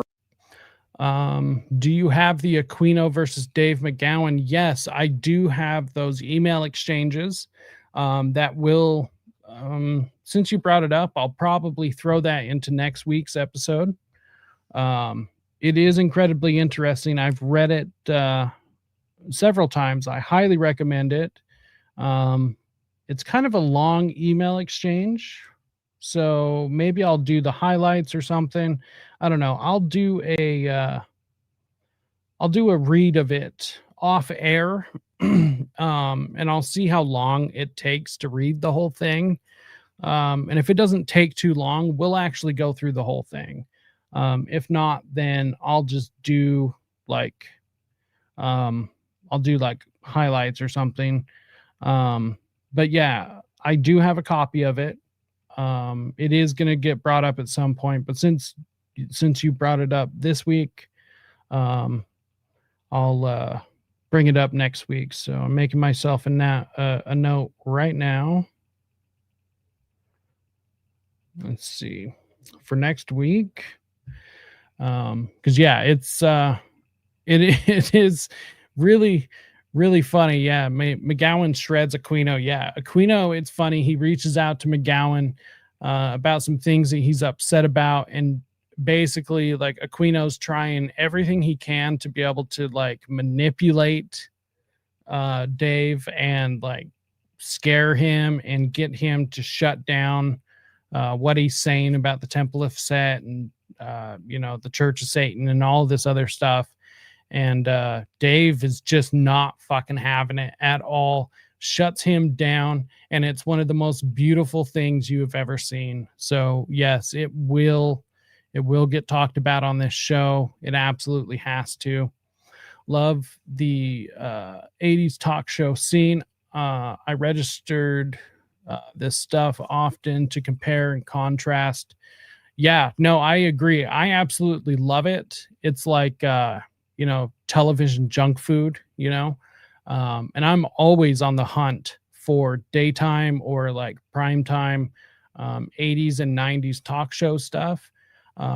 Even outside of the Satanic Panic stuff, like all of like early Jerry Springer, when he was more, like he did a lot better shows. He actually had good messages towards the end, although, towards the end of his career, it was literally like the junk food of television.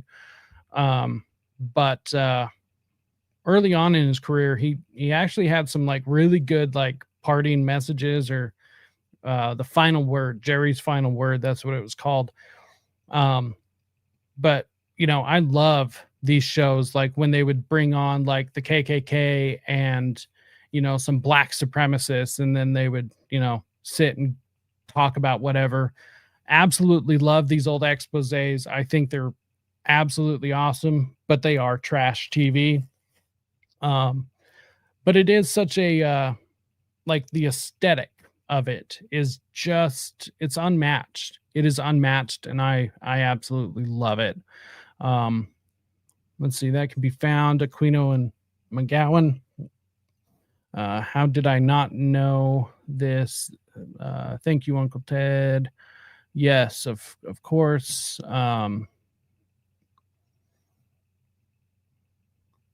Yeah, exactly.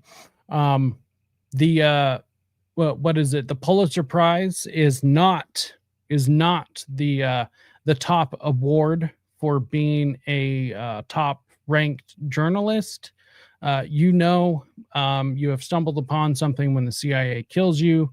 Rest in peace, Gary Webb, and so many others. Yes.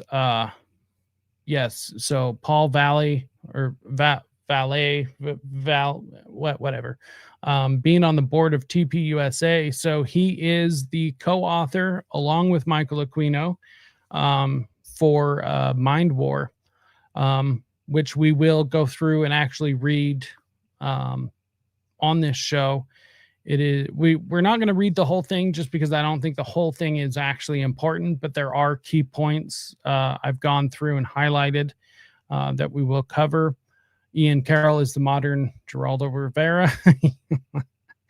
I completely agree. I used to think Geraldo was maybe one of the good guys, but no way. I think Geraldo, I do agree. I don't think he's one of the good guys, but I don't think he's like conscious of it. I really do think he's just like a piece of shit journalist. Like he is the journalist version of like a ambulance chasing lawyer, like he is an opportunist and he is going to cover like whatever story is right there. It's not a matter of the truth. It's not a matter of like getting the information to the people. He's just a sensationalist.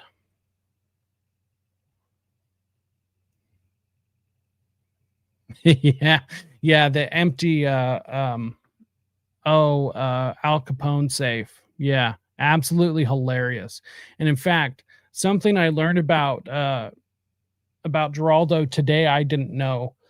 He was actually kicked out of, let's see, was it Afghanistan?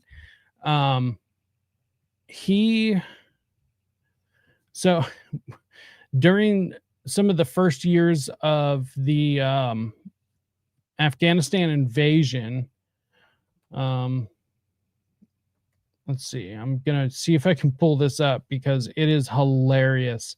If it wasn't so funny and kind of pertinent to who I think Geraldo is, I wouldn't even bother. But oh, yep, I think it's right here. Geraldo had somebody, had the cameraman pan down. Oh, let's see. I don't know if there's the actual clip here, but when he was, or maybe it was Iraq.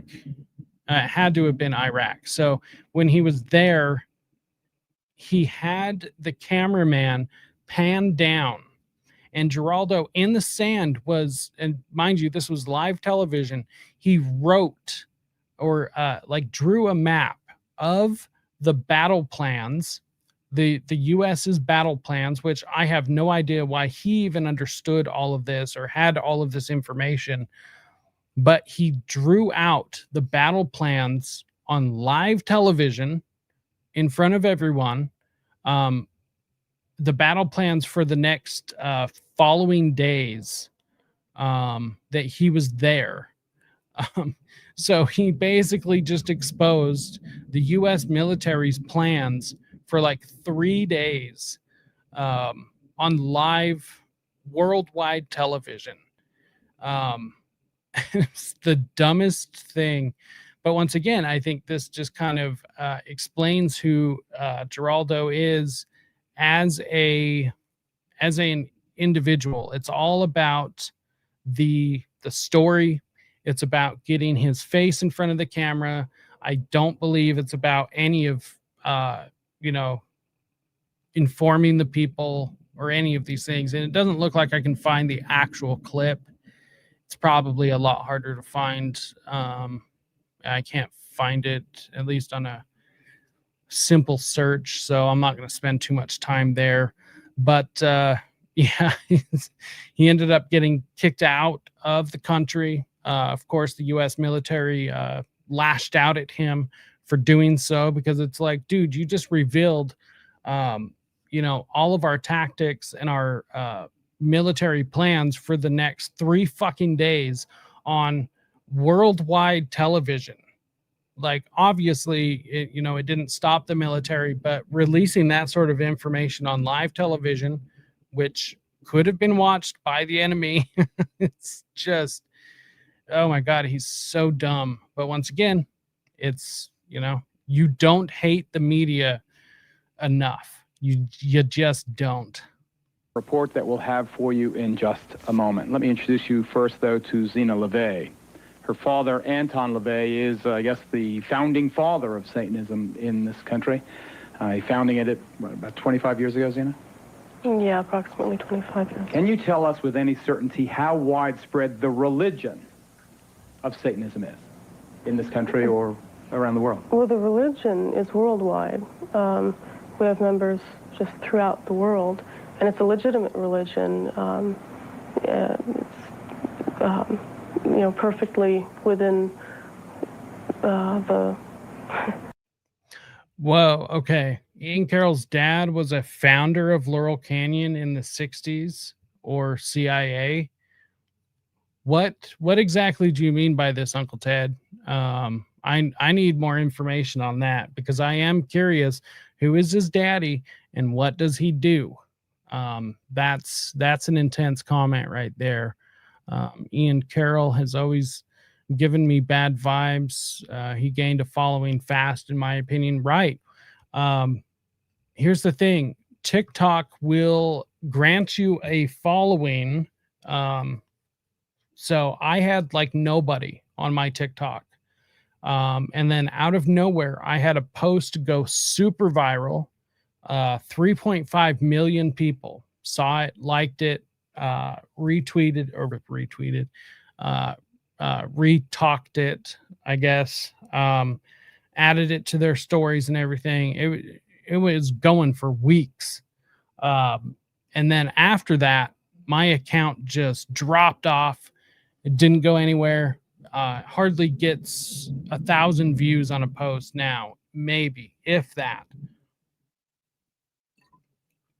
And so because of the way in which Ian covers his stuff on TikTok, I'm not sure how he was able to not only gain a following. Gaining a following is not the problem. It's maintaining that.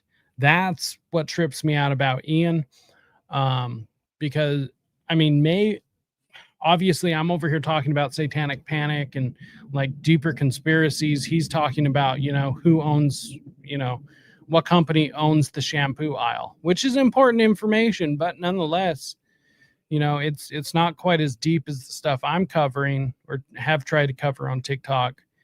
But how is he able to keep it? Because conspiracy slop, I mean, I don't know, maybe it's just it.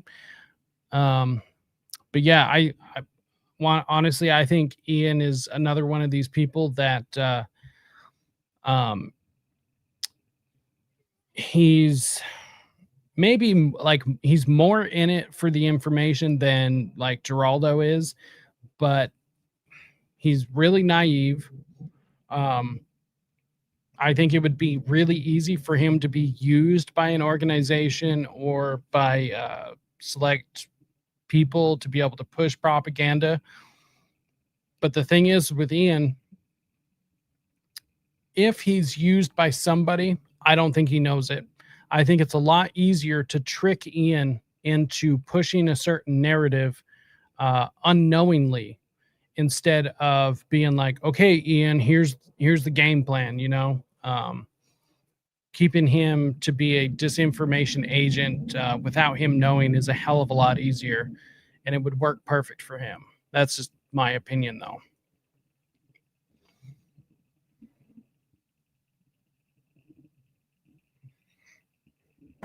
It's legal. But how many people? Hundreds, thousands, tens of thousands, hundreds of thousands? Hundreds of thousands, I can't say. Thousands, easily. What is it, Dr. Aquino? Dr. Aquino, the high priest of the Church of Set? Temple of Set. Temple of Set, also a colonel, interestingly enough, in the United States Army. What is it, this Satanism? I think that there is some confusion tonight because this same term means something different to Satanists than it does to Christians in the United States. By our own standards, the people who you've shown in these film clips would not be Satanists, either present or in the past. Rather, they would be the failures of a conventional religion. I appreciate your opinion. What is it, sir, then?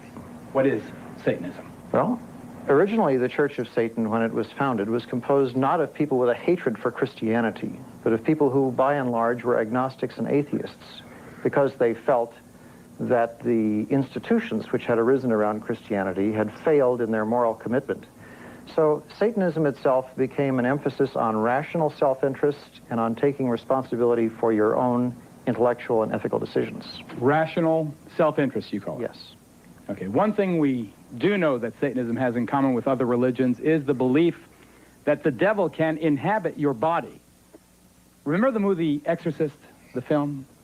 It dealt with ridding the body of Satan in a ritual called exorcism.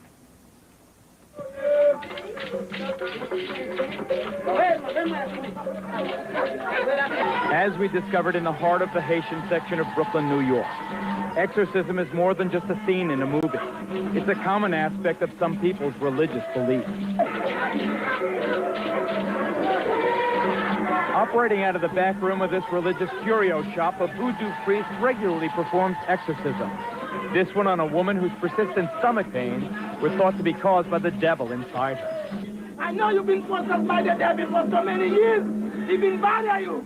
Just today you come to me, and I'm going to let them know he cannot bother you again. With the help of several assistants. This is a really good point that Candace and Rogan pushed Ian Carroll a lot. That is a very good point. And, you know, Joe is another one of these people. I think he knows to an extent that he is an asset. I mean, he has Mike Baker on his show all the time, right? And I genuinely believe Mike has been or is currently his handler. But I mean, you can't have that much power as a podcaster and not have the CIA or any intelligence agency have interest in the things that you say, or more importantly, the things you don't say.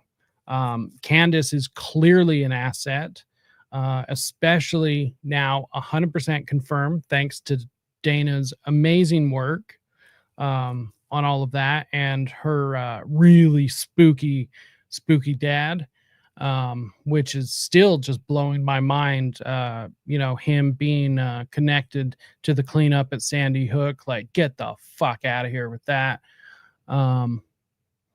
Ian muddies the water like Geraldo. Yeah, and see, here's the key aspect to that as well, is you'll notice it's because they're always indifferent, right?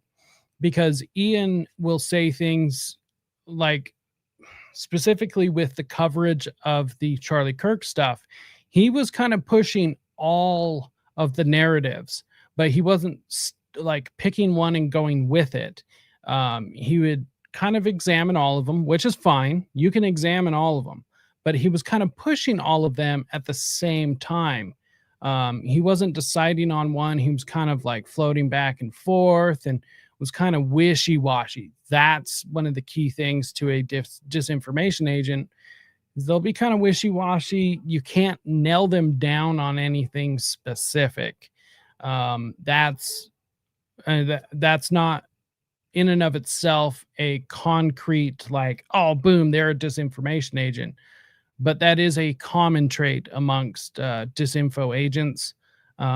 You can't lock them down on any one sort of thing. So, and that is something that Ian Carroll does, especially the more so now. If you go watch his early stuff when he's just talking about like what companies owned what products, it's not quite like that. So I think that there was a change, obviously, because like he got big on his own and then got approached, or once again, I think more likely he's pushing this disinformation unknowingly, thinking he's still super independent when he's not.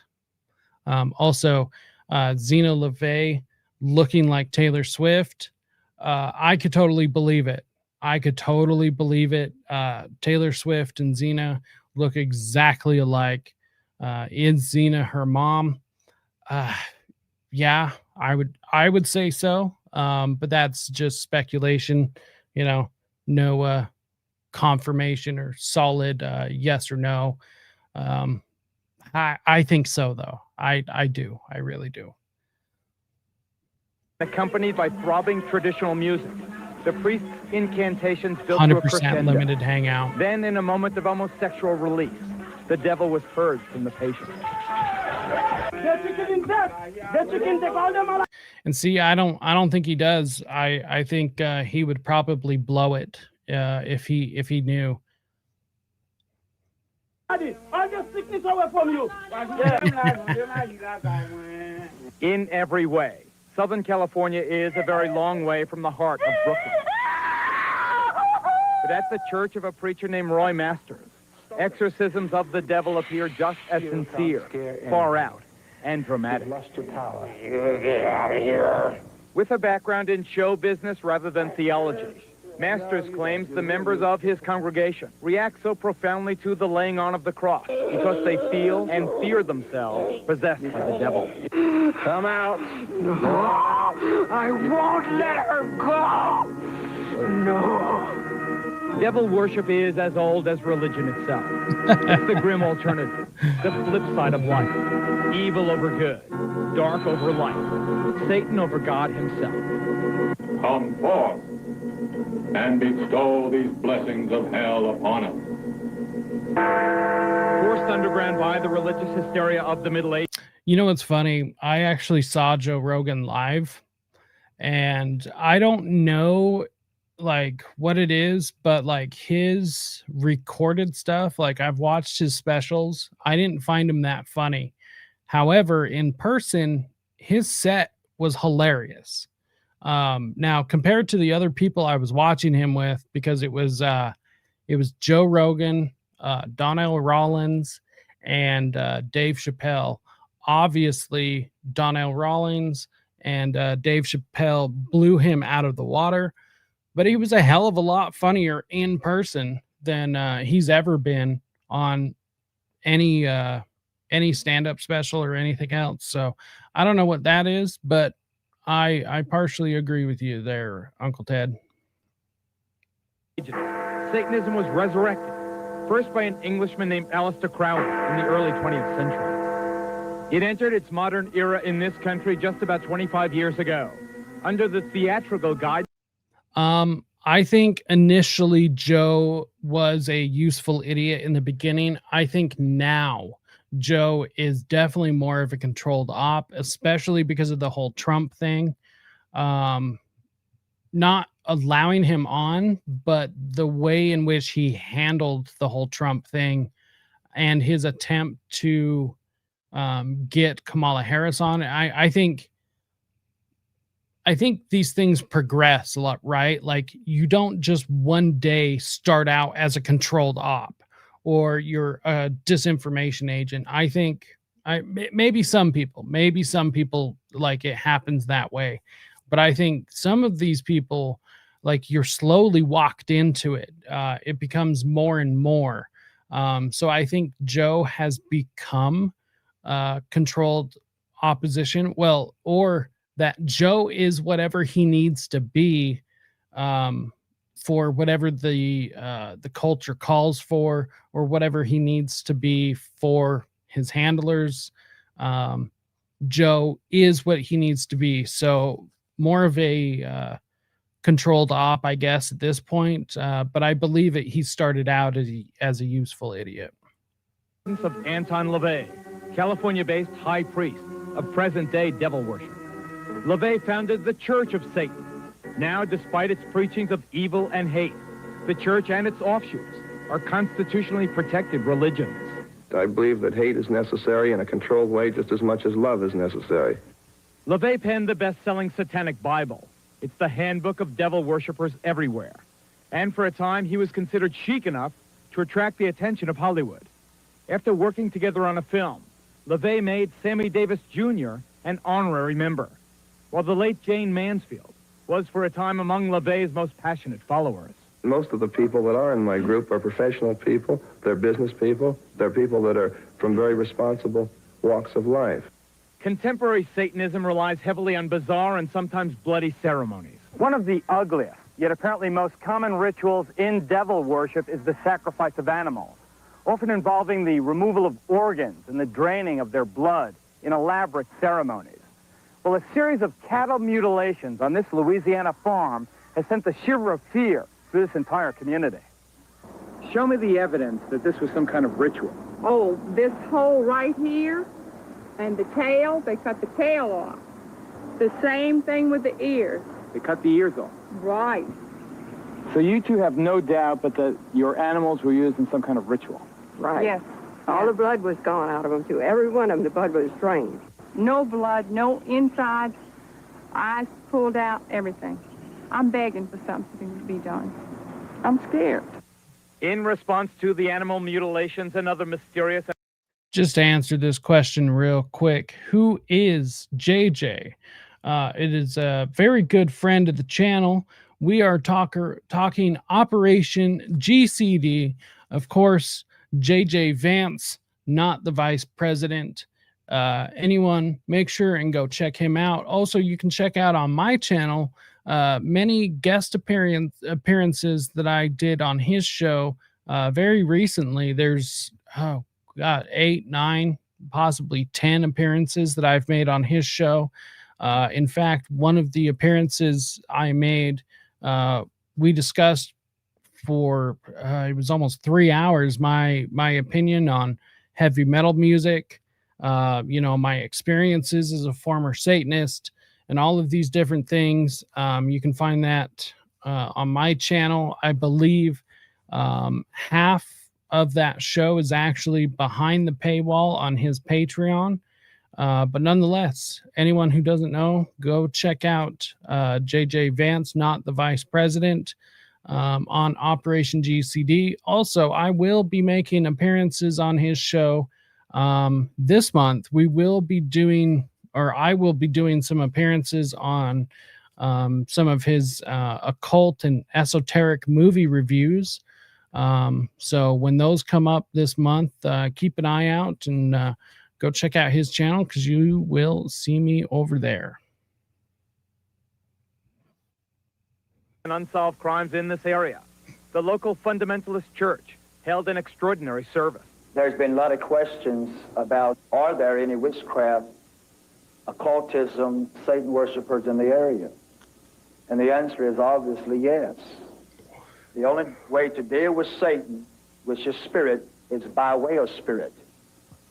The preacher asked his flock to protect themselves with their faith, but some chose a more down-to-earth method. Brother Blunt, I believe in the Lord, and I believe in you, but I'm still going to carry my gun because I'm scared. In our investigation, we discovered that some of Satan's soldiers are also high-ranking officers in the United States military. Here at San Francisco's Presidio Army Base, for example, Lt Col Michael Aquino led a double life as a satanic high priest. The colonel's cult is listed in the San Francisco telephone book, and his phone answering machine boasts of his affiliation. This is the Temple of Set. Right. This was the message that I was referencing earlier. There is somewhere a full recording of the whole thing. It's hilarious, honestly. The Temple is the only international satanic religious institution fully recognized by the United States government. Indeed, the Army does officially recognize Satanism as a legitimate religion and supplies chaplains with this guide for ministering to the satanic soldier. Yet unofficially, some charge that Army bases have become sanctuaries for devil worshippers. Just last month, under a full moon, I took a midnight tour of the Presidio grounds with police investigator Ed Abanovsky. Are you saying that there was a satanic cult active right here on the Army base? Yes, we believe so. There's evidence to substantiate that. They had satanic rituals going on. There's an altar in there, and all of the graffiti on the wall would indicate that. Let's see if I can see it. How'd you find this place? This is a fortification during World War II. during World War II where they had gun batteries. I can see a pentagram painted on the wall. I can see the words Prince of Darkness. On this wall, I see several.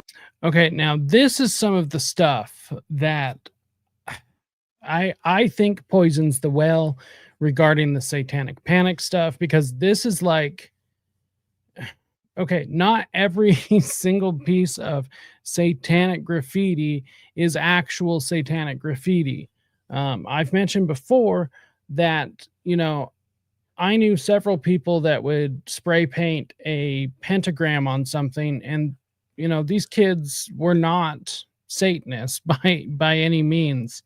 You know, this is the laughable stuff that, in my opinion, is what allows the perpetuation of Satanic Panic conspiracy theory, because I really do believe that the idea that this is just a moral panic is the conspiracy theory. It's the fake aspect of it. It's what allows the general public to laugh this stuff off, is when people like this or anyone will do these like fantastical claims or these like absurdly like innocuous things. They will turn this into Satanic Panic, which is why it's so easy for the general public to believe. You know, it's just these are the things that piss me off. These are the things that allow the myth of Satanic Panic to carry on. Inverted crosses and other obvious satanic ritualistic paintings or symbols. Joseph, we've agreed to conceal your identity, but you are an officer in the United States Army. That's correct. And you were an officer in the United States Army during the time you were a member of this satanic organization. Yes. Did the authorities at the Presidio know that a satanic organization was active on their base during the time that you were a member? They were very much aware of it, yes. The present base commander, Colonel Rafferty, says that today, at least, I know of no satanic activities whatsoever in this area. Satanism may be a constitutionally protected religion, but similar to another recent case at the United States Military Academy at West Point, here charges surface connecting ritual child abuse at the Presidio Daycare Center to the devil cult. It was here, parents and others allege, that as many as 60 young children were ritualistically abused by soldiers of Satan. What actually was done to the kids? Oral copulation, sodomy, defecation, they were urinated on. The former chief juvenile investigator at the Presidio, Ed Abanofsky, is here. He's now a deputy sheriff in Santa Clara County. Colonel Aquino, we note, sir, for the record, that you were originally implicated in the dreadful charges of child abuse. We note also that no charges were ever brought against you, and presumably you have been cleared. Would you like to comment on why those charges were brought against you? Well, the entire time that the so-called child molestation scandal was occurring at the Presidio, the time period when these terrible events were supposedly taking place, I was assigned to the National Defense University in Washington, D.C., and my wife was out there living with me. But is it not a fact that a 3.5-year-old girl identified you as the alleged perpetrator of molestation? Once again, just because he is established out there does not mean that he doesn't travel back, does not mean that he doesn't spend time away. Okay, sure. Maybe he spent most of his time out in D.C., but he wasn't there all the time. I mean, to say that is just factually inaccurate. No, as a matter of fact, it is not the case. An accusation was made by her stepfather, who was an Army chaplain, speaking on behalf of this child. In her original interview with the FBI, she denied ever being molested. Well, I've seen you are innocent until proven guilty. You were never charged in this case. I don't want to belabor the point. I have seen, however, the affidavits for the search warrant of your home, and they indicate the child is speaking to the authorities, not her father. This was after she had been subjected to therapy. Has anyone else noticed the massive rise in mentions of Courtney Love lately? You know, maybe it's just my algorithm.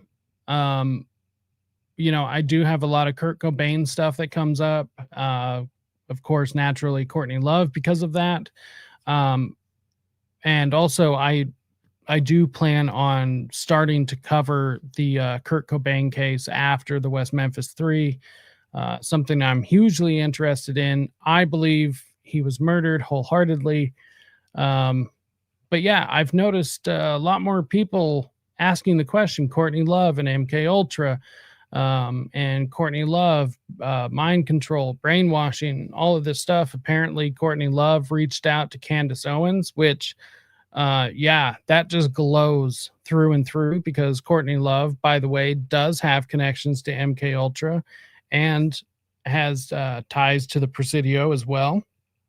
So, something I just thought was kind of interesting. I've just been seeing a lot more of it. So yeah, that's going to have to be a story that's covered on this channel. Courtney Love, really interesting. So you are innocent of that. You are no longer at the Presidio. You are now in St. Louis, but you are still a serving officer or colonel in the United States Army. Do you feel it is inconsistent with a high-ranking officer pledged, sworn, to uphold the Constitution of the United States that you are also a practicing Satanist? Not in the least. The Army has known of my religion for the last 20 years. There has never been a problem with it, any more than there's a problem with other members of minority religions. But let me read from the Satanic Bible. Quote, this is the number one,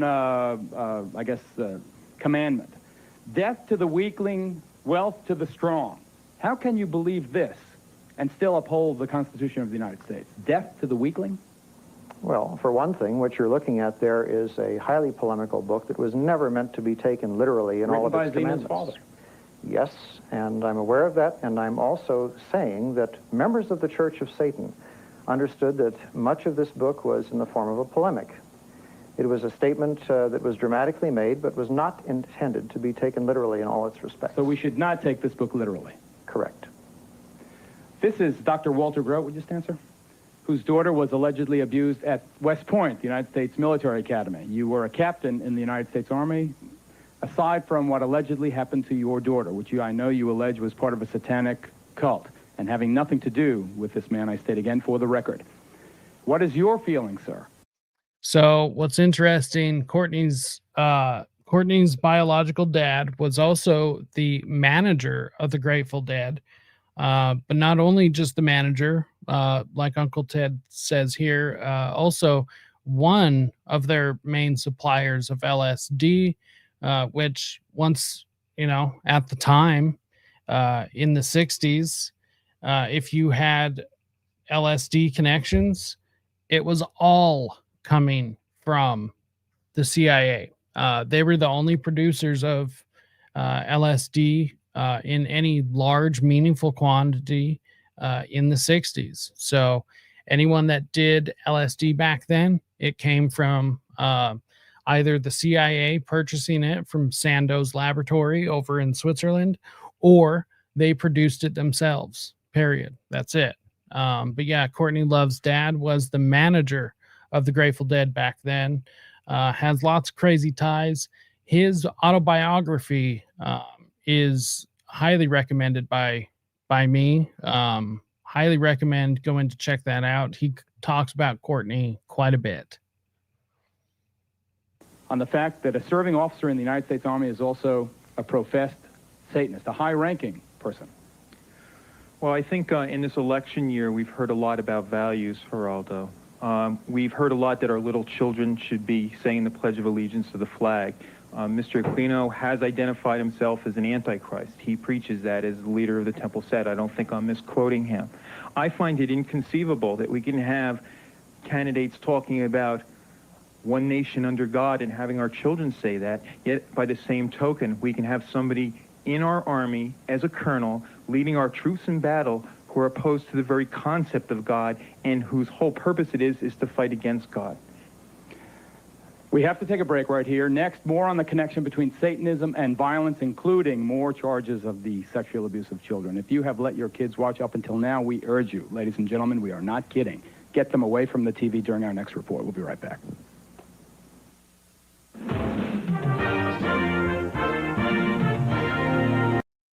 Yeah. I don't know anyone who, legitimately believes that Cobain killed himself. There's just so much evidence to prove that he was murdered, which is one reason I do want to cover the case.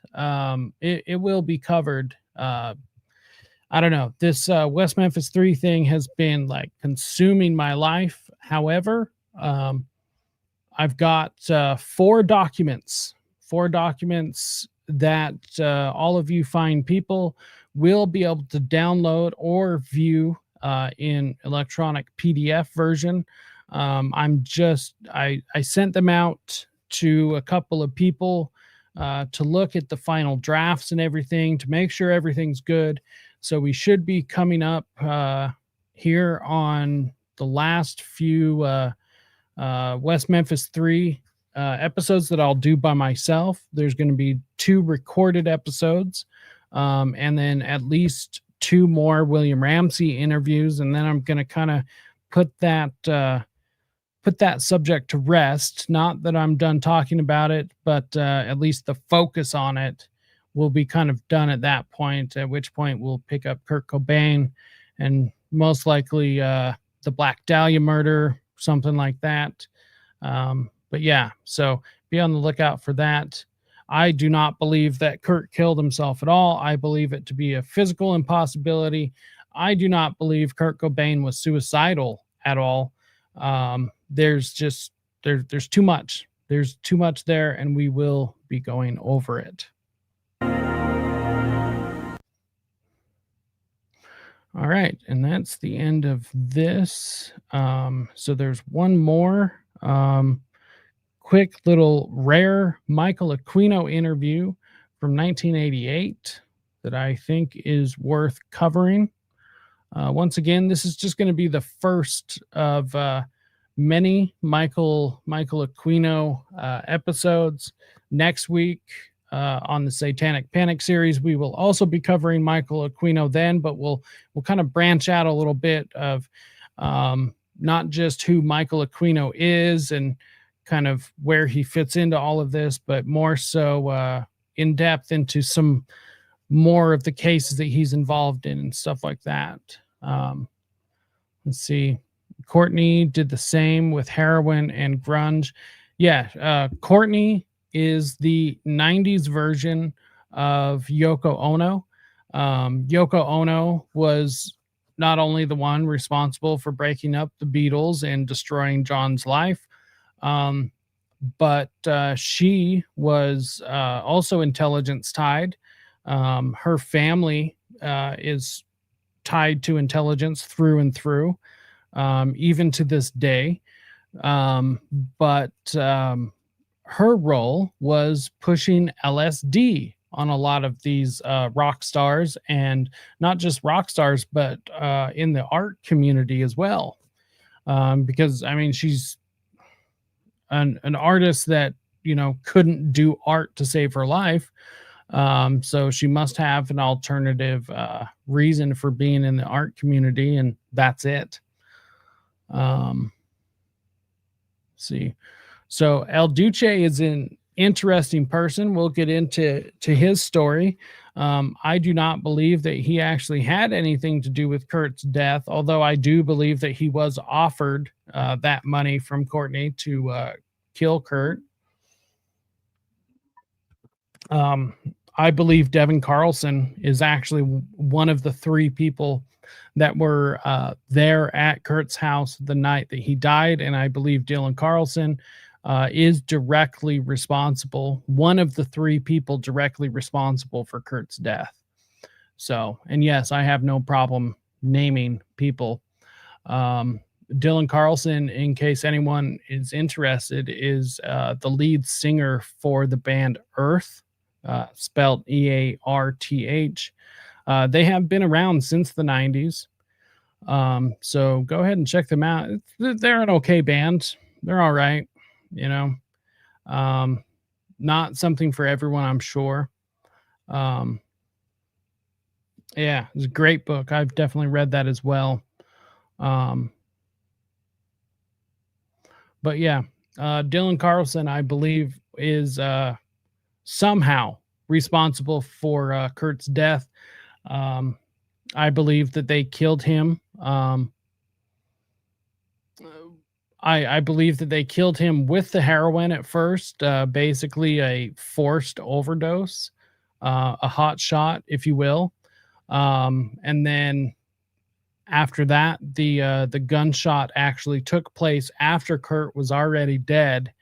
And that he had already been dead 2 to 3 days by the time that they actually shot him. So yeah, but we'll get into all of that. I really want to know why Selena was killed. I've been interested in that as well. I think a lot of it is because she was like uniting her community, you know. I think that's a lot of it. So Kill the King, ritual, mass trauma, MK Ultra, Cobain being murdered. Yes. Even to this day, there are still copycats, people killing themselves because Kurt Cobain did. Still happens. In fact, the last person that did it only did it like it was only like 1.5 years ago. But it's still happening.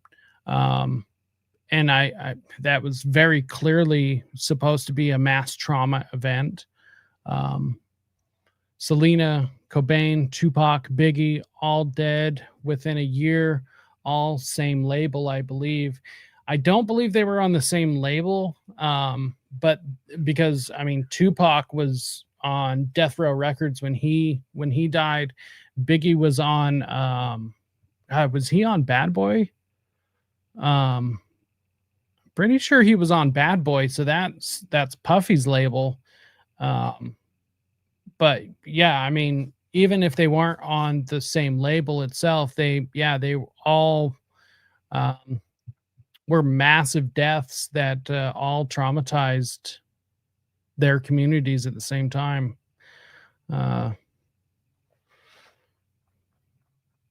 Yep, true.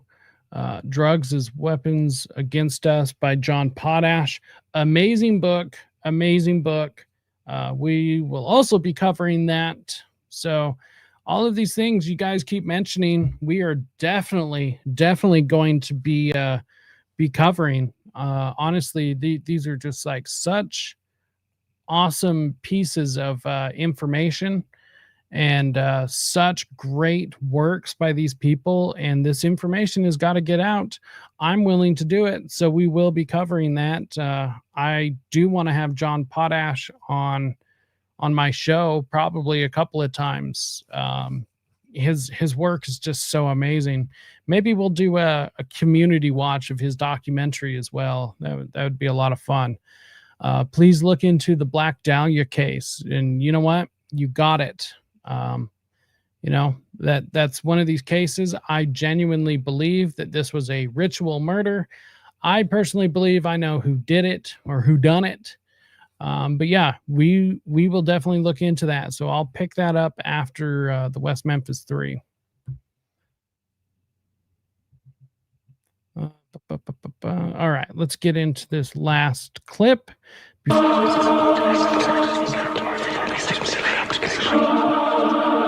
It is also necessary to ensure that the Home Office is aware and alert to the rapid growth in the United Kingdom of black witchcraft and Satanism. The fear of the devil is being put into children's minds, and this is evil. This black magic influence is so strong and dangerous that the power and command over adults and children is total. There are other disturbing reports recently of the desecration of 100-year-old tombs. Bodies have been removed, heads cut off, and fingers sliced away.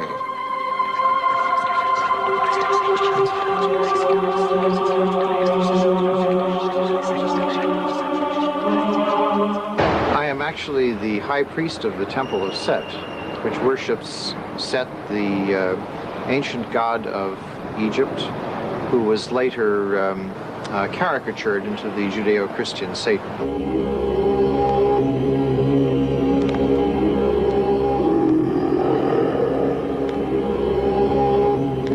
When you perform rituals, what exactly do you wear?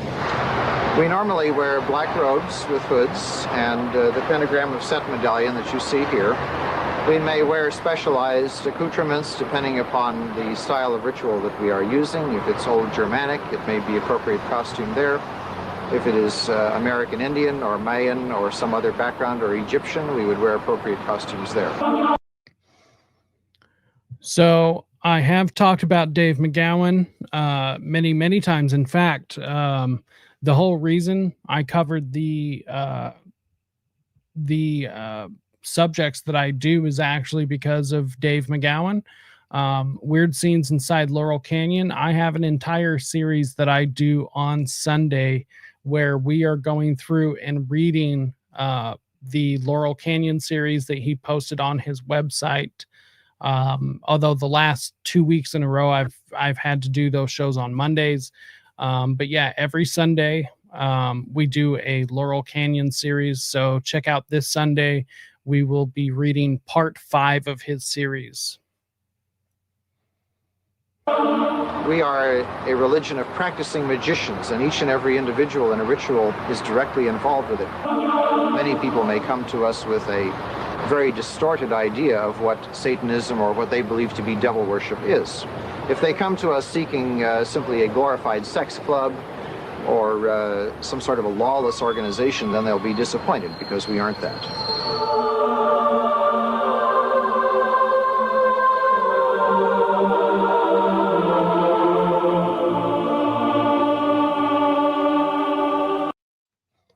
Yeah, so for all the listeners, this documentary says, before founding the Temple of Set in 1976, Aquino summoned the Prince of Darkness for guidance. He was told that Satan wished to be known by the much older name of Set. Set was the ancient Egyptian god of evil. Not exactly. Set was known for a lot of things. He wasn't just like the devil, but sort of, I guess. Set, if you look at his hieroglyphic representations in the British Museum, looks rather like a tall, thin anteater with a forked tail. And I'm sorry to say that he didn't appear to me visually that way. It was an understanding, a sense of intellectual realization that I felt. So in a ritual like this, the summoning of the Prince of Darkness was more of an appeal to a very good friend.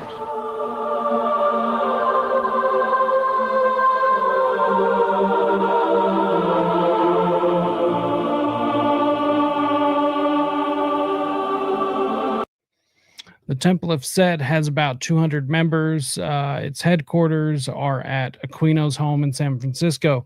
And this is interesting, too, because don't you remember him making such a big deal about him being in Washington, D.C., but yet the Temple of Set is headquartered in San Francisco.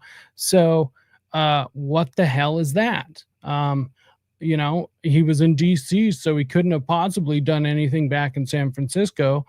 Yeah, but that kind of disproves that right there, doesn't it? Is it possible for you as a Satanist to curse somebody? Well, I think so. I would say that it is really possible for any individual to set in motion the kinds of things that the public would understand as a curse. He was a gay theater kid, and I don't mean like faking gay, but no, he was a gay theater kid. Kind of interesting. You can totally see it. So you could curse somebody? Yes. What would lead you to do that? Very little nowadays. In the earliest days of the Church of Satan, when you were given very simplistic and very easy ways to pronounce a curse, I suppose everybody wanted to experiment with it a little bit. Have you ever cursed anybody?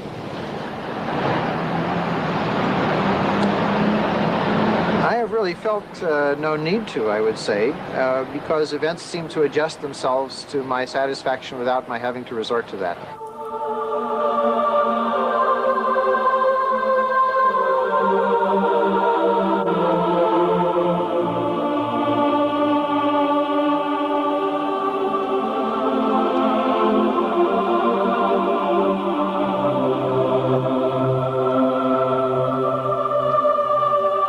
Would you categorically describe yourself as a Satanist? Yes, I would. Would you categorically describe yourself as a good man? Yes, I would. Aren't most people going to find it impossible justifying those two statements? Perhaps to begin with, but as they come to understand more about Satanism from Satanists, not from people who attack it or who are superstitious concerning it, then I think they will find those two qualities very easily to reconcile.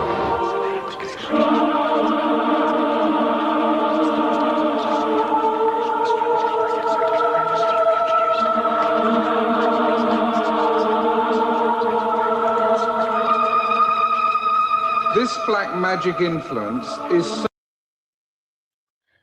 It sucks how I can't really enjoy much music anymore once you go down all of these rabbit holes. You know, I was talking about this with somebody the other day. You know, I also, you know, specifically with like the Laurel Canyon music, I have a hard time like being able to listen to it and enjoy it and stuff. But at the same, I mean, I still do. I definitely do have a harder time enjoying it and stuff. So I totally get what you mean. But the one thing I have learned, and this just kind of goes for all art or entertainment and stuff, there is some stuff like you just should not consume, period. Like, especially when it comes to movies, there's just some trash.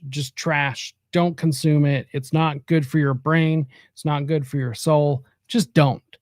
Same with music. Like, I don't listen to rap at all. I never really did. Anyways, I was always a metalhead. But with metal, I mean, there's certain metal I won't listen to now. More among the black metal. I don't listen to black metal hardly at all. Maybe one or two songs here and there. Won't touch the stuff now. So I agree with the sentiment, but honestly, I mean, there is some stuff. If you like it, honestly, do what you can to try and enjoy it. There's so much in this world that is so shitty. And even after going through the rabbit holes, I still enjoy some of the Laurel Canyon music, and not all of it. The Mamas and the Papas are kind of hard for me to listen to because of John Phillips and what a piece of shit he really is. But I mean, do what you can.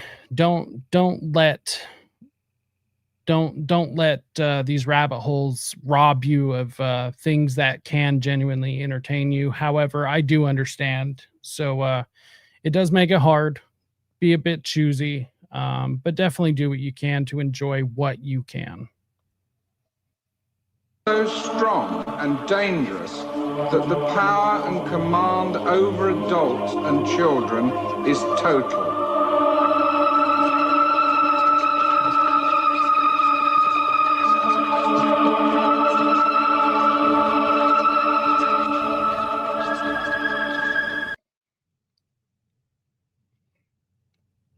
Once again, I agree, Uncle Ted, but not entirely, because once again, if all art is controlled, then there's no such thing as art itself. But largely, I mean, you are correct. You know, it's really the fame. So anyone that comes with fame is going to be controlled op. Obviously, painters don't get the attention like they used to. The one that always comes to mind is Andy Warhol. Very clearly, he was controlled opposition from the very beginning, and was his entire career. So was Jackson Pollock. Well, actually, not his entire career. Only when he got popular was he actually controlled opposition. But not literal every bit of art is controlled by gatekeepers. A vast majority, I will agree with that. Once again, if everything is an op, then nothing is an op. So not everything can be, just by definition itself, because not everything in this world is an operation. Not everything is propaganda. Not everything is a psyop. That would defeat the purpose of psyops and propaganda. Also, that would also mean that objective truth does not exist. The whole point to propaganda and psychological operations is to subvert the truth. So therefore, if there is no truth to subvert, then what's the point of trying to subvert it if truth does not exist? So there is genuine art out there. There is genuine music. There is genuine film. There is genuine creativity out there, which is the whole purpose of the idea of subverting to begin with. But it is getting harder and harder to find. It is getting harder to actually enjoy this stuff. So I do agree with that. In general, I agree. All art is controlled. However, literally not everything. Let's see. Now that we're done with that. On that note, though, I did kind of want to bring this up. We will talk about this at a later date, but there is this story that we are definitely going to be covering at a later date. Was modern art a weapon of the CIA? Of course it was. Of course it was. And this is, talking about modern contemporary art. People like Jackson Pollock that I just mentioned. Just real quick, the abstract expressionists emerged from obscurity in the late 1940s to establish New York as a center of the art world. But some say they became pawns of U.S. spies in the Cold War. Alastar Soki investigates. In the immediate aftermath of World War II, something exciting happened in the art world in New York. A strange but interesting energy started to crackle across the city as artists who had struggled for years in poverty and obscurity suddenly found self-confidence and success. Together, they formed a movement that became known in time as abstract expressionism. It is currently the subject of a major exhibition featuring 164 artworks by 30 artists. Yeah, I mean, all of these guys, honestly, abstract expressionism is some of the worst type of art. I absolutely cannot stand it. I think it is garbage. I think this is the type of art that is led to basically what we consider modern art today. Like, what would you even consider it? Let's see. Here's the examples. Okay. This is the type of art that they're talking about, right? It's like some of these are good paintings, some of them are not. it's not my style. It's far too abstract. I'm not a big fan of expressionism to begin with, and so you tie it in with abstract art, and it just becomes just complete shite. But yeah, all of this art was definitely 100% controlled by the CIA. Once again, that is a story for another day. Let's see here. See, there was one more thing I wanted to cover before we get out of here. This is from the Telegraph. This is back June 3rd, 2005. So 20 years ago at this point. Over 20 years ago. So we're going to finish up on this. This is just a real quick article, and then we'll get out of here for the evening. I didn't really plan on doing another 3 hours, but hey, you know what? I've had fun hanging out with all of you fine people. I've really enjoyed, I've really enjoyed having you guys here. I really enjoy doing these shows for you. And so, 3 hours go by just like that. And, sometimes it's easy to do. So, but, yeah, we're gonna wrap up on this. Satanic pedophile ring ritually raped up to 25 children. What a great thing to end on. But let's see. Actually, I think. Okay, so this is the headline. I actually have the full article on another page in which I'll read. Let's see here. I'll just switch over. So from the Telegraph, one of the UK's leading newspapers. So, I mean, this isn't literally just a know-nothing rag of a, piece of journalism. This is actually a legitimate source. So, as much as media can be legitimate. So the article says, in a case that has horrified Americans way beyond the Bible Belt, Louis LaMonica and 8 members of the Hosanna Church are accused of being members of a satanic pedophile ring who ritually raped up to 25 children, as well as performing animal sacrifices. Police say some of those charged, who included LaMonica's wife and a deputy sheriff, have already admitted devil worship inside the now defunct church. The discovery of badly rubbed out pentagrams on the floor and 8 boxes of hooded black costumes allegedly used both in the abuse and in morality tales performed to prepare the young victims bear out some of the claims. LaMonica himself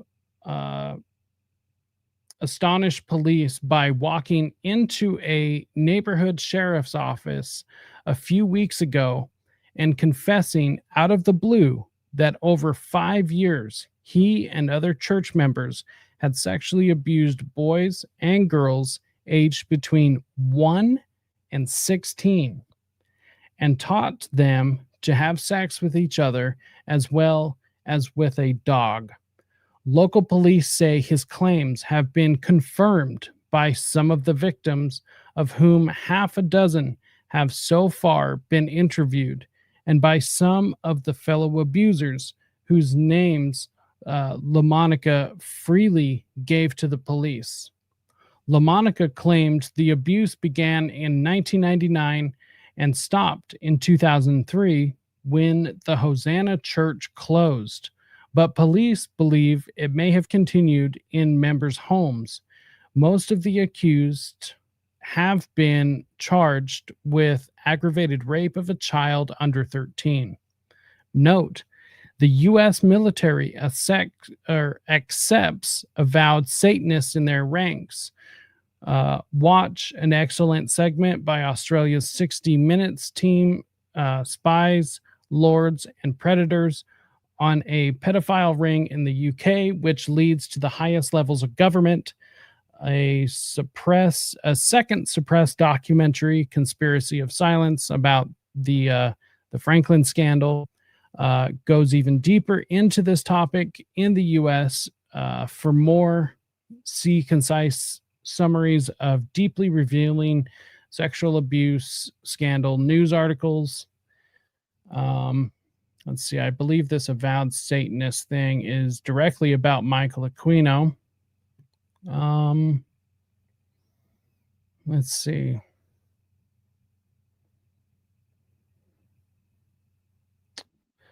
Oh, actually, this the Geraldo interview, a different segment of it. Let's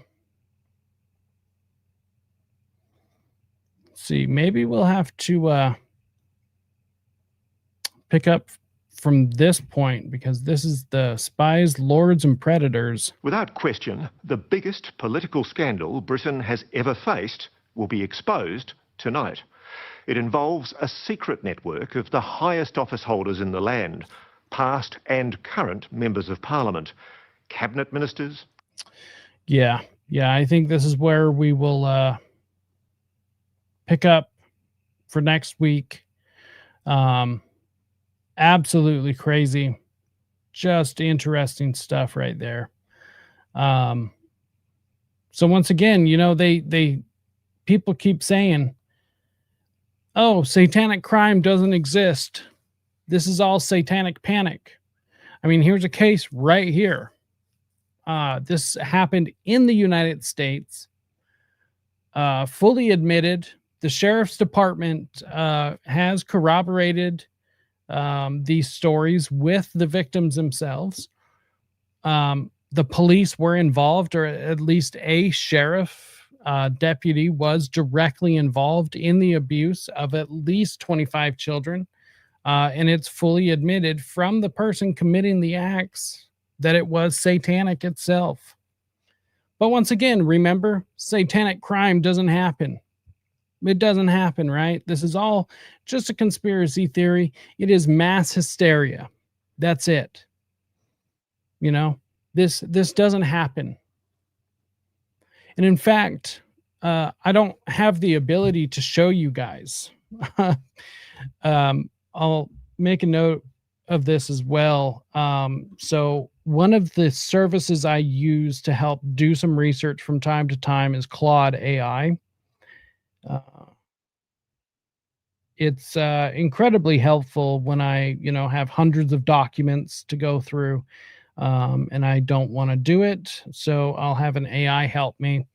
And for certain things, so I can get my, so I can do research faster. It is absolutely wonderful for. I love using it. If you guys ever use any sort of AI service, use Claude. That's all. I can not recommend it enough. However, I got into an argument with mine just yesterday regarding the False Memory Syndrome Foundation. It tried to tell me that false memory was real and all of this other stuff. I told it no, it wasn't. And it said, well, I'm going to have to investigate this. So it went and investigated it. It took almost 20 minutes for some deep research. And it went through and researched 406 sources from the internet. It came back and it basically, proved that I was right. It said, you were right. I apologize. You were right about everything you said about the False Memory Syndrome Foundation. And honestly, it was great. It was really great. So I'll get the ability to show you guys just that section of the conversation, because it was amazing. It was not willing to continue the research that I wanted it to until I proved it wrong. And then once I proved it wrong, it had no problem and it kept going. It was absolutely hilarious. I mean, it was just so funny, just putting a robot in its place like that. I don't know. It was great. You guys, I think, will get a huge kick out of it. So let's see. Let's get a couple more chats before we get out of here. Yeah, Dolly was weird. Dolly was really weird. If I remember correctly, I read somewhere before that Dolly was intelligence. So I could be wrong about that, but yeah, Dolly, he definitely was an admitted occultist. I'm pretty sure he was intelligence as well. I've also been to the train station that Dolly thought was the seat of Satan and the center of the world. Interesting. I bet that was really surreal, I bet. His art was cool, though. Makes you wonder what kind of Faustian bargain these people make to get big in these circles. Well, and you got to remember, some of them actually don't get big until after their death. So that's kind of interesting. It makes you wonder. I mean, like, why am I forgetting his name? It's one of my favorite artists. Oh, I don't know. It's been a long stream. My brain is kind of fried. But yeah, some of these people, they don't get big until after. But the ones that do get big while they're still alive, I agree. The David Hamblin guy, yes. So I've actually covered David Hamblin on my Substack, Beware the Mockingbird. And I've got all the original documents. I've got everything. I've got literally all the documents that matter about anything in that case. I've interviewed Goel, who is one of the main journalists taking on the case. So you can check that out in my previous episodes. Him and I did a 3-hour interview together. It was great. I've also interviewed Derek Brose regarding the Utah satanic ritual abuse case. And there will be actually more shows in the future, because I think this is one of the most important cases involving satanic ritual abuse ever. You know, he's still up for trial against one person right now. And if we can get that case to go to trial, then everything comes out. Everything comes out. And then it is it's a matter of court record at that point. And if that happens, I mean, the cat's out of the bag for so many things. So yes, I have heard about it. I will be covering it more. I've actually got some episodes with scripts ready to go, and I've got some articles involving David Hamblin that are ready to go. So yes, there is some David Hamblin stuff on this channel, and there will be more in the future. So, all right. So on that note, I think we're going to go ahead and get out of here. But first, I want to say thank you all so much for tuning in to another episode of Rise to Liberty. One of the best things that you could possibly do to help out is by heading over to any of my links. Sorry, going brain dead there for a sec.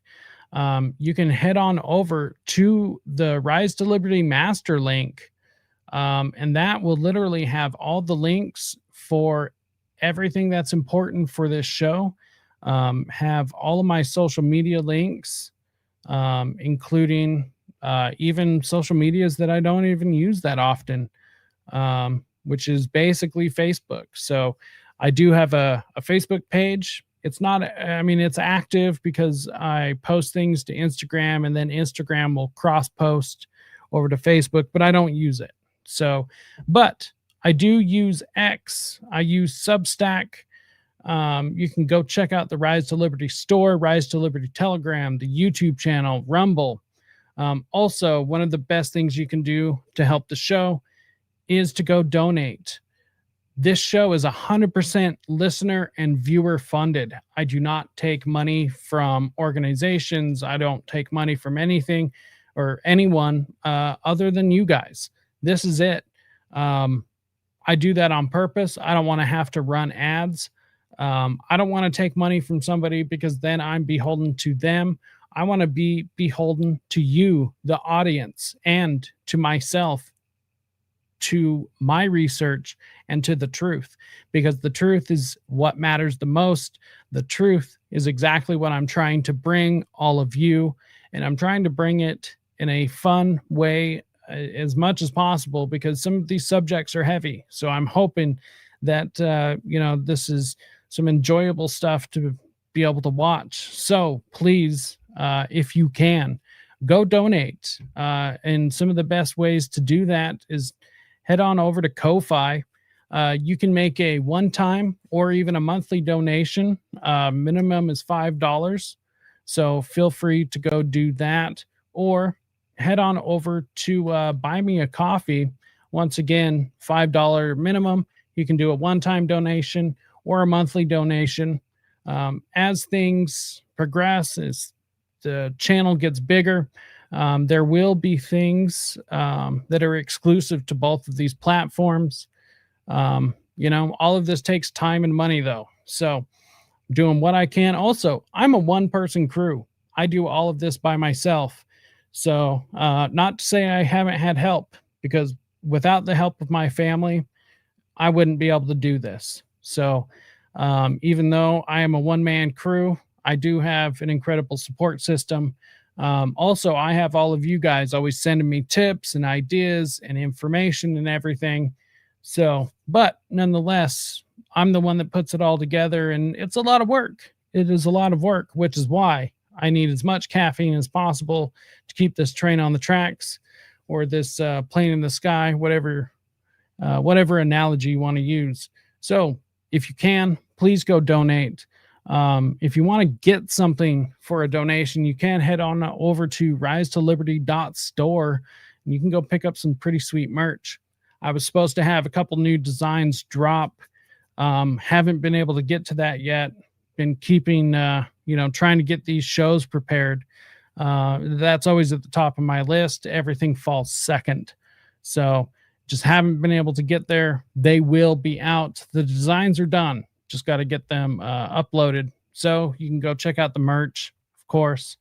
And I totally understand if you were unable to donate. I totally get it. Times are tough. But if you still want to help out, one of the best ways you can do that is by hitting the like, share, subscribe, follow, leaving a comment after the stream. Any of these things help more than you could possibly imagine. This is what tells our big tech overlords that people like the show, that people want more of the show, and it will get it out to people. It will recommend it to more people. More people will watch it. The longer you watch, the better it is. All of these things, they're free. They don't take much effort at all, if any at all. And it helps out more than you could possibly imagine. So let's see. I believe that's pretty much it. Let's see.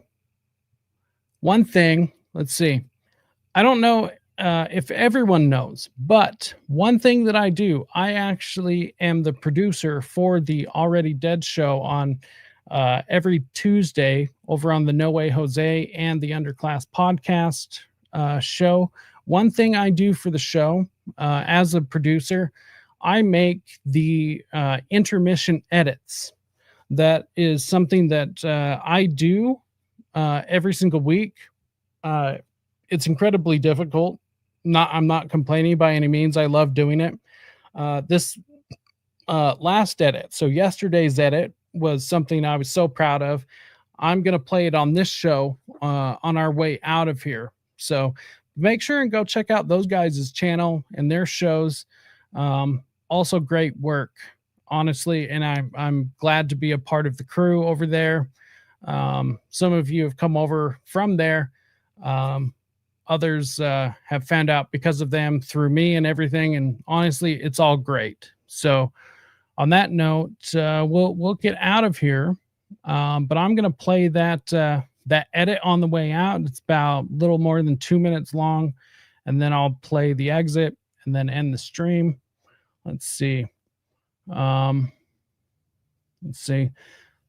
big stuff, the paintings were some things really big in the air and blue in reds, of course, blue and red. Yes. I was trying to sleep and Jacob started talking about art. LOL. Have a wonderful night, everyone. Yes, Desert Rain. Sorry about that, but we will be talking about the CIA being involved in art, because what the hell is that? Why the hell are they even involved in the first place? Who's implicated in that? Yeah, we'll get into that. Thank you, Jacob. Thanks again. God bless everyone. Yes, thank you once again, everyone, for tuning in. I could not do this if it wasn't for all of you. This has been another wonderful stream. Thank you so much. So I'm going to play that edit. Then I'll play the outro video and end the stream. So if you guys like, stay around for the edit because it was super great. I'm super proud of it. God bless everyone, and everyone have a wonderful night.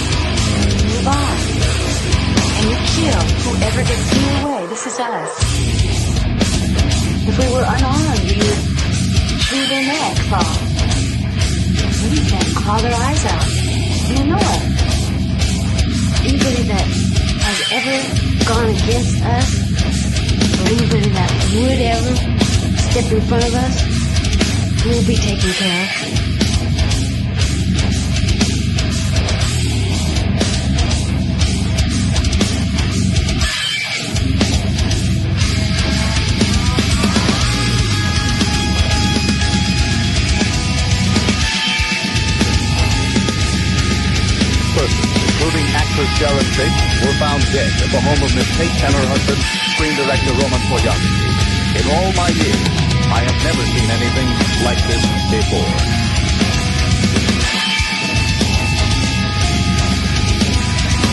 One of the first questions they'll ask is, what do you do? And what I live. And they say, no, I mean, you work or what? And I say, no, live. And they say, well, you must do something. It's their whole orientation for job, occupation, it's their whole life. Money.